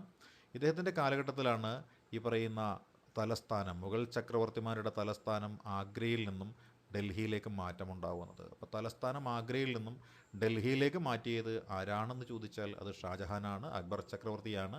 ആഗ്രയിൽ തലസ്ഥാനം ഫത്തേപൂർ സിക്രി എന്ന പേരിലേക്ക് കൊണ്ടുവന്നതെങ്കിൽ അത് ഡൽഹിയിലേക്ക് മാറ്റിയതാണ് ഷാജഹാൻ ചക്രവർത്തി. ഷാജഹാൻ നിർമ്മിച്ച പുതിയ തലസ്ഥാനത്തിൻ്റെ പേരാണ് ഷാജഹാനാബാദ് എന്ന് പറയും. ഷാജഹാൻ ചക്രവർത്തി നിർമ്മിച്ച പുതിയ തലസ്ഥാനത്തിൻ്റെ പേരാണ് ഷാജഹാനാബാദ് എന്നാണ് പറയുന്നത്. ഈ ജഹാംഗീർ ചക്രവർത്തി ആരംഭിച്ച നീതിയുടെ ചങ്ങല എന്ന് പറയുന്ന ചെയിൻ ഓഫ് ജസ്റ്റിസ് നിർത്തലാക്കിയ ഭരണാധികാരിയാണ് ആര്? നമ്മുടെ ഷാജഹാൻ ചക്രവർത്തി. ഇതേപോലെ ഇദ്ദേഹത്തിൻ്റെ കാലത്ത് ധാരാളം നിർമ്മിതികളൊക്കെ നടന്നിട്ടുണ്ട്. ഇദ്ദേഹത്തിൻ്റെ പ്രധാനപ്പെട്ട നിർമ്മികളിലൊന്നായിരുന്നു താജ്മഹൽ എന്ന് പറയും. അതുപോലെ ഡൽഹിയിലെ ചെങ്കോട്ട, ഡൽഹിയിലെ ജുമാ മസ്ജിദ്, ആഗ്രയിലെ മൊസ്തി മസ്ജിദ്, ദിവാനി ആം, ദിവാനി ഖാസ്, ശീഷ് മഹൽ, അതായത് ലാഹോർ കോട്ടയാണ് ശീഷ് മഹൽ എന്ന പേരിൽ അറിയപ്പെടുന്നത്. അതേപോലെ മുസമ്മൻ ബുർജ് എന്ന് പറയുന്നത്, മുസമ്മൻ ബുർജ് എന്ന് വെച്ചാൽ ആഗ്ര കോട്ടയാണ്. അതേപോലെ ലാഹോറിലെ ഷാലിമാർ പൂന്തോട്ടം, കാശ്മീരിലെ ഷാലിമാർ പൂന്തോട്ടം നിർമ്മിച്ചത് ജഹാംഗീർ ആണെങ്കിൽ ലാഹോറിലെ ഷാലിമാർ പൂന്തോട്ടത്തിൻ്റെ നിർമ്മാതാവ് എന്ന് പറയുന്നത് ഷാജഹാൻ ചക്രവർത്തിയാണ്. ഇതേപോലെ മാർബിളിലെ ഇതിഹാസം എന്നും വെണ്ണക്കല്ലിൽ തീർത്ത ഇതിഹാസം എന്നുമൊക്കെ അറിയപ്പെടുന്നതാണ് ഏതെന്ന് പറയുന്നത് താജ്മഹൽ. ആ താജ്മഹലിൻ്റെ സൃഷ്ടാവും വേറെ ആരുമല്ല, ആരാണ്? നമ്മുടെ ഈ പറയുന്ന ഷാജഹാൻ ചക്രവർത്തിയാണ്. അപ്പോൾ ഷാജഹാൻ്റെ കാലത്താണ് ഇത് മാർബിളിൽ ഇതിഹാസമായ, വെണ്ണക്കല്ലിൽ തീർത്ത ഇതിഹാസമായ, ഇന്ത്യയിലെ മുസ്ലിം കലയുടെ രത്നം എന്നൊക്കെ വിളിക്കപ്പെടുന്ന താജ്മഹൽ നിർമ്മിച്ചിരിക്കുന്നത്. ഇന്ത്യയിലെ ഉയരം കൂടിയ ചരിത്ര സ്മാരകം ഏതെന്ന് ചോദിച്ചാൽ അതും താജ്മഹലാണ് കേട്ടോ, താജ്മഹലാണ്. 243.5 അടിയാണ്, 243.5 അടിയാണ് താജ്മഹലിൻ്റെ ഉയരമായിട്ട് കണക്കാക്കുന്നത്.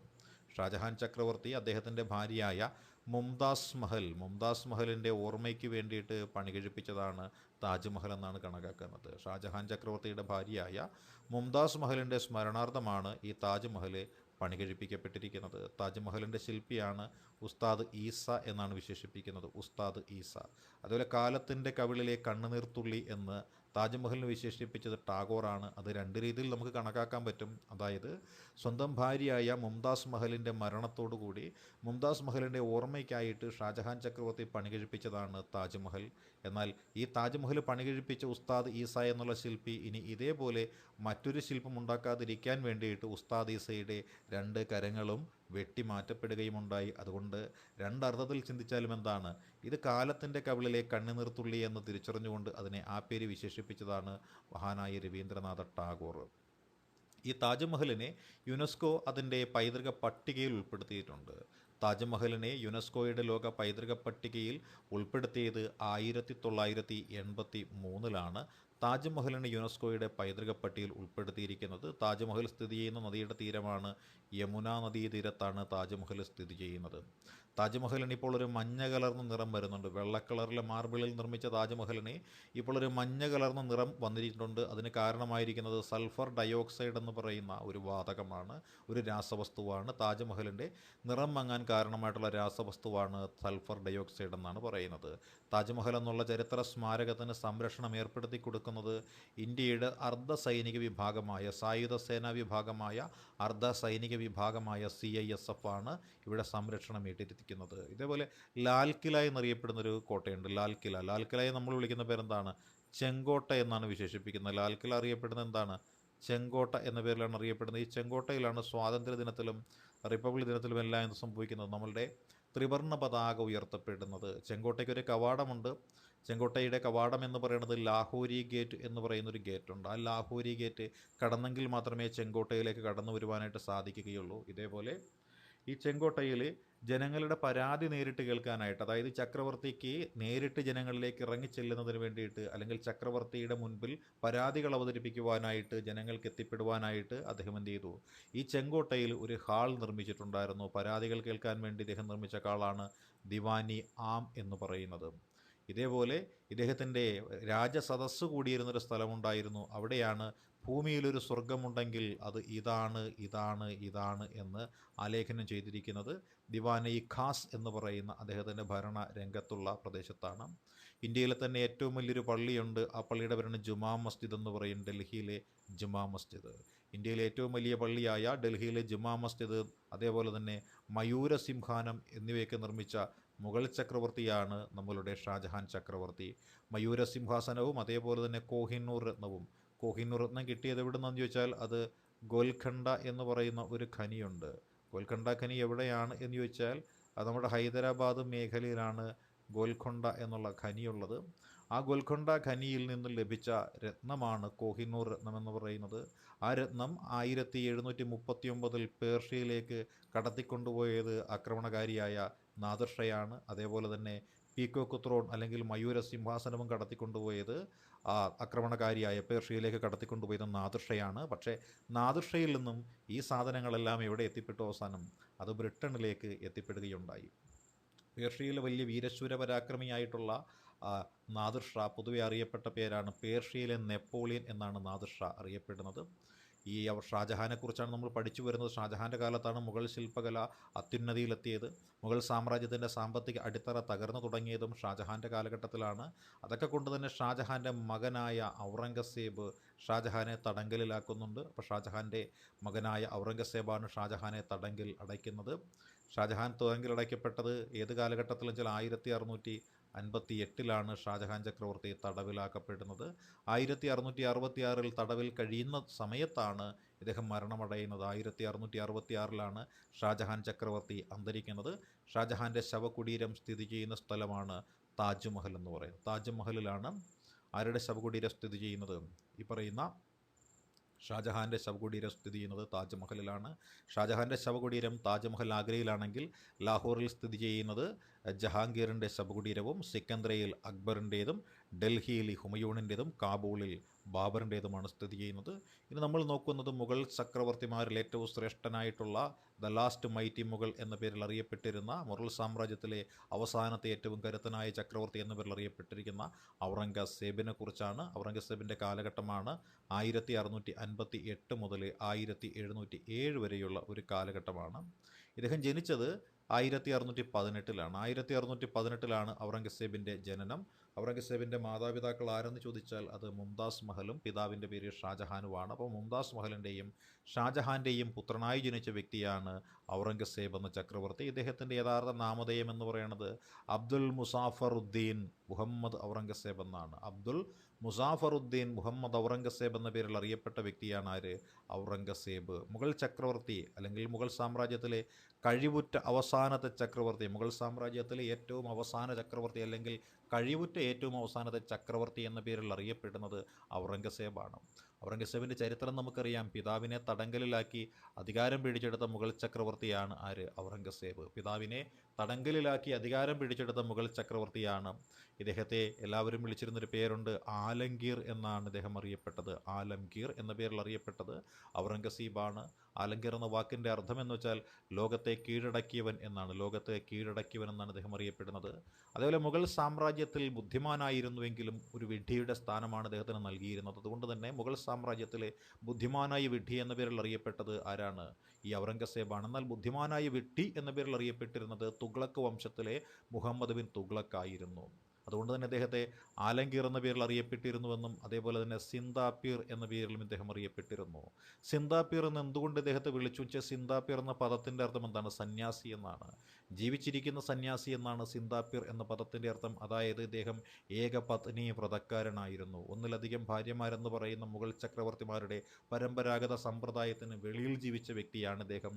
അതേപോലെ തന്നെ സ്വന്തം ആവശ്യങ്ങൾക്കുള്ള പണം എന്ന് പറയുന്നത് സ്വന്തമായിട്ട് അധ്വാനിച്ച്, അതായത് ഖുറാൻ്റെ പ്രതികൾ കൈയെഴുത്ത് പ്രതികൾ എഴുതി തയ്യാറാക്കിക്കൊണ്ടും അതേപോലെ തന്നെ തുന്നി അത് വിറ്റുമാണ് ഔറംഗസേബ് അദ്ദേഹത്തിൻ്റെ സ്വന്തം ആവശ്യങ്ങൾക്കുള്ള പണം കണ്ടെത്തിയിരുന്നത്. അതുകൊണ്ട് തന്നെ ഇദ്ദേഹത്തെ സിന്ദാപീർ എന്നാണ് വിശേഷിപ്പിക്കുന്നത്. അദ്ദേഹം പാട്ടും നൃത്തവുമെല്ലാം കൊട്ടാരത്തിൽ നിരോധിച്ചു. കാരണം അത് സാമ്പത്തികമായിട്ട് ഒരുപാട് ചെലവുണ്ടാക്കുന്ന കാര്യമാണെന്ന് തിരിച്ചറിഞ്ഞുകൊണ്ട് മുഗൾ സാമ്രാജ്യത്തെ സാമ്പത്തിക പ്രതിസന്ധിയിൽ നിന്നും കരകയറ്റുന്നതിന് വേണ്ടിയിട്ട് പാട്ടും നൃത്തവും ഇദ്ദേഹം നിരോധിച്ചു. അതേപോലെ അടിച്ചമർത്തലുകൾ എന്ന് പറയുന്നതിന് പേരുകേട്ട വ്യക്തിയാണ് അദ്ദേഹം. കാരണം കലാപങ്ങളെ അടിച്ചമർത്തിയില്ല എന്നുണ്ടെങ്കിൽ അത് മുഗൾ സാമ്രാജ്യത്തിൻ്റെ തകർച്ചയ്ക്ക് കാരണമാകുമെന്ന് തിരിച്ചറിഞ്ഞ വ്യക്തിയായ ഔറംഗസേബ് എന്ത് ചെയ്തു?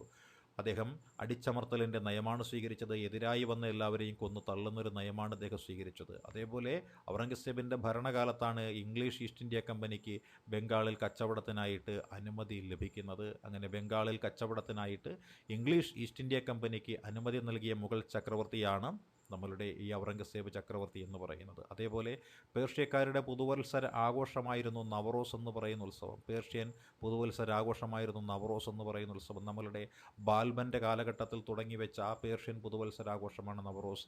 ആ നവറോസ് എന്ന് പറയുന്ന പേർഷ്യൻ പുതുവത്സരാഘോഷം ഇദ്ദേഹം നിർത്തലാക്കി. കാരണം പേർഷ്യൻ പുതുവർഷം എന്ന് പറയുന്നത് ഇസ്ലാമിക രാജ്യത്ത് വേണ്ട എന്ന് തീരുമാനമെടുത്ത വ്യക്തിയായിരുന്നു ഇദ്ദേഹം. ഇതേപോലെ ഡെക്കാൻ പോളിസി എന്ന് പറഞ്ഞൊരു പോളിസി ഇദ്ദേഹം നടപ്പിലാക്കി. കാരണം ഡെക്കാൻ പ്രദേശത്ത് ചില സാമ്രാജ്യങ്ങൾ ഈ കാലയളവിൽ ഉദയം ചെയ്തു വന്നിരുന്നു. അതിലൊന്നായിരുന്നു വിജയനഗരം എന്ന് പറഞ്ഞൊരു സാമ്രാജ്യം, അല്ലേ?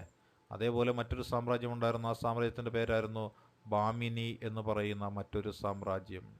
അതേപോലെ ബാമിനി സാമ്രാജ്യം പോലെ തന്നെ മറ്റൊരു സാമ്രാജ്യം വന്നിരുന്നു. അതായിരുന്നു മറാത്ത സാമ്രാജ്യം എന്ന് പറഞ്ഞൊരു സാമ്രാജ്യം. അങ്ങനെ ഈ മറാത്ത സാമ്രാജ്യത്തെയും ബാമിനി സാമ്രാജ്യത്തെയും വിജയനഗര സാമ്രാജ്യത്തെയും എന്ത് ചെയ്യണം? കൈപ്പിടിയിലാക്കുന്നതിന് വേണ്ടിയിട്ട് ചില പോളിസികളും വിട്ടുവീഴ്ചകളും ഒക്കെ ചെയ്യേണ്ടതായിട്ട് വന്നു. ഈ നയമാണ് ജസിയ നയം എന്ന പേരിൽ അറിയപ്പെടുന്നത്. ഔറംഗസേബിൻ്റെ ജീവിതത്തിൽ അദ്ദേഹം നടപ്പിലാക്കിയ ഏറ്റവും നിഷ്ഠൂരമായ നിയമങ്ങളിൽ ഒന്നാണ് ജസിയ എന്ന് പറയുന്നൊരു നയം. അതായത് മുഗൾ സാമ്രാജ്യത്തിൻ്റെ ശക്തി എന്ന് പറയുന്നത് ഇന്ത്യയിലുള്ള ഹൈന്ദവ വിഭാഗമായ രജപുത്രന്മാരായിരുന്നു. ആ രജപുത്ര വിഭാഗത്തിനെ അദ്ദേഹം എന്ത് ചെയ്യുകയാണ്? അവഗണിക്കുകയും ഹിന്ദുമത വിശ്വാസികളായിട്ടുള്ള ആളുകൾ ഔറംഗസേബിൻ്റെ ഭരണത്തിന് കീഴിൽ ഇന്ത്യയിൽ താമസിക്കണമെന്നുണ്ടെങ്കിൽ ജസിയ എന്ന് പറയുന്ന ഒരു മതനികുതി ഇവിടെ അടയ്ക്കുക തന്നെ വേണമെന്ന് നിർബാധം പ്രഖ്യാപിക്കുകയും ചെയ്ത വ്യക്തിയായിരുന്നു ഔറംഗസേബ് എന്ന് പറയുന്നത്. ഇദ്ദേഹത്തിൻ്റെ കാലഘട്ടത്തിലാണ് 9ാമത്തെ സിഖ് ഗുരുവായിട്ടുള്ള തേജ് ബഹദൂറിനെ വധിക്കുന്നത്. കാരണം തേജ് ബഹദൂറിൻ്റെ കാലഘട്ടത്തിൽ സിഖുകാർ 1-2 കലാപങ്ങൾക്ക് മുതിർന്നിരുന്നു. മാത്രമല്ല കലാപമുണ്ടാക്കിയിരുന്ന ചുരാമൻ ജാട്ടിനെയും സൂരജ് മലിനെയും പോലെയുള്ള ആളുകൾക്ക്, അല്ലെ, സൂരജ് മല്ലിനെയും ചുരാമൻ ജാട്ടിനെയും ഒക്കെ പോലെയുള്ള ആളുകൾക്ക് ഈ സിഖ് ഗുരുവായ തേജ് ബഹദൂർ എന്ത് ചെയ്തു? പിന്തുണ കൊടുത്തിരുന്നു. അവർക്ക് അനുകൂലമായിട്ട് സംസാരിച്ചിരുന്നു. ഇതൊന്നും ഇഷ്ടപ്പെടാതെ വന്ന ഇവിടുത്തെ നമ്മളുടെ ആരെക്കുറിച്ചാണ് നമ്മൾ പറഞ്ഞുകൊണ്ടിരിക്കുന്നത്? ഔറംഗസേബിനെ കുറിച്ചാണ്. ഔറംഗസേബ് എന്ത് ചെയ്തു? 9ാമത്തെ സിഖ് ഗുരുവായിട്ടുള്ള തേജ് ബഹദൂറിനെ അങ്ങ് വധിച്ചു കളയുകയാണ് ഉണ്ടായത്. അതേപോലെ ഇംഗ്ലീഷ് ഈസ്റ്റ് ഇന്ത്യ കമ്പനിക്ക് കച്ചവട അനുമതി നൽകി. അതേപോലെ പള്ളിയും നിർമ്മിച്ചിട്ടുണ്ട്, അല്ലേ? പണമില്ലാത്ത കാലത്താണെങ്കിലും ബാദഷാഹി മോസ്ക് എന്ന് പറയുന്നൊരു പള്ളി അദ്ദേഹം ഇവിടെ സ്ഥാപിച്ചു, ലാഹോറിൽ സ്ഥാപിക്കാനുണ്ടായത്. അപ്പോൾ ബാദഷാഹി മോസ്ക് നിർമ്മിച്ചത് ലാഹോറിലാണ്. കൂടാതെ ഔറംഗസേബിൻ്റെ അധികാരം എന്ന് പറയുന്നത് അദ്ദേഹത്തിന് ഉറപ്പിക്കാനായിട്ട് കാരണമായൊരു യുദ്ധമാണ് സാമുഗഡ് എന്ന് പറഞ്ഞൊരു യുദ്ധമുണ്ട്. സാമുഗഡ് എന്ന് പറഞ്ഞിട്ടൊരു യുദ്ധമുണ്ട്. അദ്ദേഹത്തിൻ്റെ സഹോദരനായ ദാരാഷിക്കോ ഉണ്ട്. ആ ദാരാഷിക്കോവിനെയൊക്കെ പരാജയപ്പെടുത്തിക്കൊണ്ട് ഡൽഹിയിൽ ഭരണം പിടിച്ചെടുത്ത് പിതാവിനെ തടങ്കലിലാക്കിയത് ഈ സാമുഗഡ് എന്ന് പറയുന്ന ഒരു യുദ്ധത്തിന് ശേഷമാണ്. സാമുഗഡ് എന്ന് പറയുന്ന ഒരു യുദ്ധത്തിന് ശേഷമാണ് ഇത് സംഭവിച്ചിരിക്കുന്നത്. അതേപോലെ നമ്മൾ നോക്കിയാൽ നമുക്ക് മനസ്സിലാക്കാൻ പറ്റുന്നത് ശിവജിയുമായിട്ട് നിരന്തരം യുദ്ധത്തിൽ ഏർപ്പെട്ട വ്യക്തിയാണ് ആര്? മുഗൾ ഭരണാധികാരിയാണ് ആരെന്ന് പറയുന്നത് ഈ പറയുന്ന നമ്മുടെ ആര്? ഈ ഔറംഗസേബ് എന്ന് പറയുന്നത്. അപ്പോൾ ശിവജിയുമായിട്ട് നിരന്തര യുദ്ധത്തിൽ ഏർപ്പെട്ടു. ഇതിൽ ഈ സാമുഗഡ് യുദ്ധം എന്ന് പറയുന്നത് നമുക്കറിയാം, അല്ലെ? സാമുഗഡ് യുദ്ധം ദാരാഷിക്കോ എന്ന് പറയുന്ന സ്വന്തം സഹോദരനെ പരാജയപ്പെടുത്തിയ യുദ്ധമാണെന്നറിയാം. മുഗൾ ചക്രവർത്തിമാർ അധികാരത്തിന് വേണ്ടിയിട്ട് സ്വന്തം സഹോദരങ്ങളെ വധിക്കുന്ന കാലഘട്ടമായിരുന്നു ഈ കാലഘട്ടം എന്ന് പറയുന്നത്. പിതാവിനെ തടങ്കലിലാക്കുന്ന കാലഘട്ടമായിരുന്നു ഔറംഗസേബിൻ്റെ കാലഘട്ടം എന്ന് പറയുന്നത്. എന്നാൽ ഹുമയൂണിൻ്റെ കാലഘട്ടത്തിൽ നമ്മൾ ഓർക്കുക, സഹോദരങ്ങൾക്ക് ഇടയിൽ സ്വന്തം സ്വത്തുവകകൾ വീതം വെച്ച വ്യക്തിയായതുകൊണ്ട് തന്നെ പരമായി ജീവിക്കുന്ന മനുഷ്യൻ, അല്ലെങ്കിൽ മാതൃകയായ മനുഷ്യൻ എന്നൊരു വിളിപ്പേരാണ് ഹുമയൂണിന് ലഭിച്ചിരുന്നത്. തൻ്റെ സഹോദരങ്ങളായ കമ്രാൻ, ഹിൻഡാൽ, അസ്കാരി എന്ന് പറയുന്ന സഹോദരങ്ങൾക്കിടയിൽ സ്വന്തം അധികാരം എന്ന് പറയുന്നത് പങ്കുവെച്ചു കൊടുത്ത വ്യക്തിയും കൂടിയാണ് ആര്? നമ്മളുടെ ഈ പറയുന്ന ഹുമയൂണെങ്കിൽ അദ്ദേഹത്തിൻ്റെ അദ്ദേഹത്തിൻ്റെ കൊച്ചുമകനായ ഔറംഗസേബ് ചെയ്തതെന്താണ്? അധികാരം നിലനിർത്താൻ വേണ്ടി പിതാവിനെ തടങ്കലിലാക്കുകയും സ്വന്തം സഹോദരങ്ങളെ അദ്ദേഹം എന്ത് ചെയ്യുകയോ വധിക്കുകയും ചെയ്തു. അതാണ് വ്യത്യാസം. അങ്ങനെ ശിവജിയുമായിട്ട് നിരന്തര യുദ്ധത്തിലേർപ്പെട്ട മുഗൾ ഭരണാധികാരി എന്നുള്ള പേര് പാർക്കാനുള്ളത് ഔറംഗസേബിന് തന്നെയാണുള്ളത്. ശിവജിയും ഔറംഗസേബും തമ്മിൽ യുദ്ധം തൽക്കാലത്തേക്ക് അവസാനിപ്പിച്ചുകൊണ്ട് ഒരു ഉടമ്പടി ഒപ്പുവെച്ചിരുന്നു. ഈ ഉടമ്പടിയുടെ പേരാണ് പുരന്ദർ ട്രീറ്റി അഥവാ പുരന്ദർ ഉടമ്പടി എന്നാണ് ഇതറിയപ്പെട്ടിരുന്നത്. പുരന്ദർ ഉടമ്പടി. ഔറംഗസേബിന് ഒരു ഭാര്യ ഉണ്ടായിരുന്നു. ഭാര്യയുടെ പേരാണ് റബിയ ദുറാനി എന്നാണ് പറയുന്നത്. ഔറംഗസേബിൻ്റെ ഭാര്യയുടെ പേര് റബിയ ദുറാനി എന്നാണ്. ആ ഭാര്യയായ റബിയ ദുറാനിക്ക് വേണ്ടി അദ്ദേഹം നിർമ്മിച്ച ഒരു ഖബർ അല്ലെങ്കിൽ ഒരു ബലി കുടീരമാണ് ബീബി കാ മക്ബാറ എന്നാണ് അത് അറിയപ്പെടുന്നത്. ഔറംഗസേബിന് ഏറ്റവും ഇഷ്ടപ്പെട്ട സ്ഥലമായ ഔറംഗാബാദ്, അല്ലെ, മഹാരാഷ്ട്രയിലെ ഒരു ജില്ലയുടെ പേരാണ് ഔറംഗാബാദ് എന്ന് പറയുന്നത്. അവിടെയാണ് ബീബി കാ മക്ബാറ എന്ന് പറയുന്ന ഒരു ശില്പം അദ്ദേഹം നിർമ്മിച്ചിരിക്കുന്നത്, അല്ലേ. ഔറംഗസേബ് അന്തരിച്ച വർഷമായിട്ട് നമ്മൾ കണക്കാക്കുന്നത് 1707 ഔറംഗസേബിൻ്റെ ശവകുടീരം സ്ഥിതി ചെയ്യുന്നത് എവിടെയാണ്? ഖുൽദാബാദ് എന്ന് പറഞ്ഞ സ്ഥലമുണ്ട്. ഔറംഗാബാദിന് സമീപത്തുള്ള ഖുൽദാബാദ് എന്ന് പറയുന്ന സ്ഥലമുണ്ട്, മഹാരാഷ്ട്രയിലുമാണ്. നമ്മളിപ്പോൾ പഠിച്ചു തീർത്തത് മെഡീവൽ ഇന്ത്യ അഥവാ മധ്യ കാലഘട്ടത്തിലെ മുഗൾ ചക്രവർത്തിമാർ, അല്ലേ, ദ മൈറ്റി മുഗൾസ് എന്ന് പറയുന്നൊരു മേഖലയാണ് നമ്മൾ പഠിച്ചു തീർത്തത്. ഈ ഔറംഗസേബിന് ശേഷം അധികാരത്തിലെത്തിയ വ്യക്തിയെക്കുറിച്ചൊക്കെ നമുക്കറിയാം. അത് ബഹദൂർ ഷാ ഒന്നാമൻ എന്ന് പറയുന്നൊരു വ്യക്തിയാണ്. ബഹദൂർ ഷാ ഒന്നാമൻ. ബഹദൂർ ഷാ ഒന്നാമന് ശേഷം ബഹദൂർ ഷാ ഒന്നാമൻ വെറും 5 വർഷം മാത്രമേ ഭരിച്ചുള്ളൂ. 1707 മുതൽ 1712 വരെയുള്ള ഒരു കാലഘട്ടങ്ങളിൽ ഭരിച്ചുള്ളൂ. ബഹദൂർ ഷായ്ക്ക് ശേഷം വരുന്നവരായിരുന്നു ജഹന്തർ ഷാ എന്ന് പറയുന്നൊരു ഭരണാധികാരിയായിരുന്നു ജഹന്തർ ഷാ. ആ ജഹന്തർ ഷായ്ക്ക് ശേഷം വന്നത് ഫറൂഖ് സിയാർ. ഫറൂഖ് സിയാറിന് ശേഷം വരുന്നത് റാഫി ഉദ് ദൗള. അതിനുശേഷം വരുന്നത് റാഫി ഉദ് ദറാജത്താണ്. റാഫി ഉദ് ദൗള, റാഫി ഉദ് ദറാജത്ത്. അതിനുശേഷം വരുന്നത് ആരെന്ന് ചോദിച്ചാൽ നമുക്കറിയാം മുഹമ്മദ് ഷാ എന്ന് പറയുന്നയാളാണ്. മുഹമ്മദ് ഷാ രംഗീല എന്നറിയപ്പെട്ടിരുന്ന മുഹമ്മദ് ഷായും അതിനുശേഷം അഹമ്മദ് ഷാ എന്ന് പറയുന്ന വ്യക്തിയും വരികയാണ്. ഈ അഹമ്മദ് ഷാ മുഗൾ ചക്രവർത്തിയായിരിക്കുന്ന കാലഘട്ടത്തിലാണ് നാദിർ ഷാ ഇന്ത്യ ആക്രമിക്കാൻ വരുന്നതും ഇവരെല്ലാം പിടിച്ച് തടങ്കലിലാക്കുന്നതും, അല്ലേ. മുഹമ്മദ് ഷായും അഹമ്മദ് ഷായും ഉണ്ട്. അതിനുശേഷം വരുന്ന വ്യക്തിയുടെ പേരാണ് ആരാണ്? ആലംഗീർ രണ്ടാമൻ, അല്ലേ. മുഹമ്മദ് ഷാ, അഹമ്മദ് ഷാ, അതിനുശേഷം ആലംഗീർ സെക്കൻഡ് വരുന്നു. പിന്നെ വരുന്നത് വേറെ ആരെന്ന് ചോദിച്ചാൽ നമുക്കറിയാം. ആരായിരിക്കാം? ഷാ ആലം സെക്കൻഡാണ് വരുന്നത്. ഷാ ആലം സെക്കൻഡ്, അല്ലേ. മുഹമ്മദ് ഷാ, അഹമ്മദ് ഷാ, ഷാ ആലം സെക്കൻഡ് എന്ന് പറയുന്ന ആൾ വരുന്നുണ്ട്. ഷാ ആലം സെക്കൻഡ്. പിന്നീട് വരുന്നതാണ് അക്ബർ സെക്കൻഡ് എന്ന് പറഞ്ഞ ഭരണാധികാരി. ഈ അക്ബർ സെക്കൻഡ് എന്ന് പറഞ്ഞ ഭരണാധികാരിയാണ് രാജാറാം മോഹൻ റോയിയെ പെൻഷൻ നേടാൻ വേണ്ടിയിട്ട് ലണ്ടനിലേക്ക് അയച്ചത്. അക്ബർ സെക്കൻഡിന് ശേഷം വരുന്ന വ്യക്തിയാണ് ആരെന്ന് പറയുന്നത്? ബഹദൂർ ഷാ സഫർ എന്ന് പറയുന്ന ബഹദൂർ ഷാ രണ്ടാമൻ. ഇദ്ദേഹത്തിൻ്റെ കാലഘട്ടത്തിലാണ് ഇംഗ്ലീഷ് ഈസ്റ്റ് ഇന്ത്യ കമ്പനി എതിരായിട്ട് ഇവിടെ 1857 കലാപം നടക്കുന്നതും മുഗൾ സാമ്രാജ്യത്തിലെ അവസാനത്തെ ഭരണാധികാരിയായിരുന്ന ഈ പറയുന്ന നമ്മളുടെ ബഹദൂർ ഷാ സഫറിനെ റംഗൂണിലേക്ക് നാട് കടത്തുന്നതും അവിടെ വെച്ച് അദ്ദേഹം മരണമടയുകയും ചെയ്യുന്നതും. അപ്പോൾ ഈ ഒരു കാര്യമാണ് നമ്മൾ മുഗൾ ചക്രവർത്തിമാരെ കുറിച്ച് പഠിക്കുമ്പോൾ അത്യാവശ്യം അറിഞ്ഞിരിക്കേണ്ടുന്നത്. മുഗൾ ചക്രവർത്തിമാർ എന്ന് പറഞ്ഞ മേഖല എല്ലാവർക്കും മനസ്സിലായിട്ടുണ്ടെന്ന് വിശ്വസിച്ചുകൊണ്ട് നിർത്തുന്നു. All the best.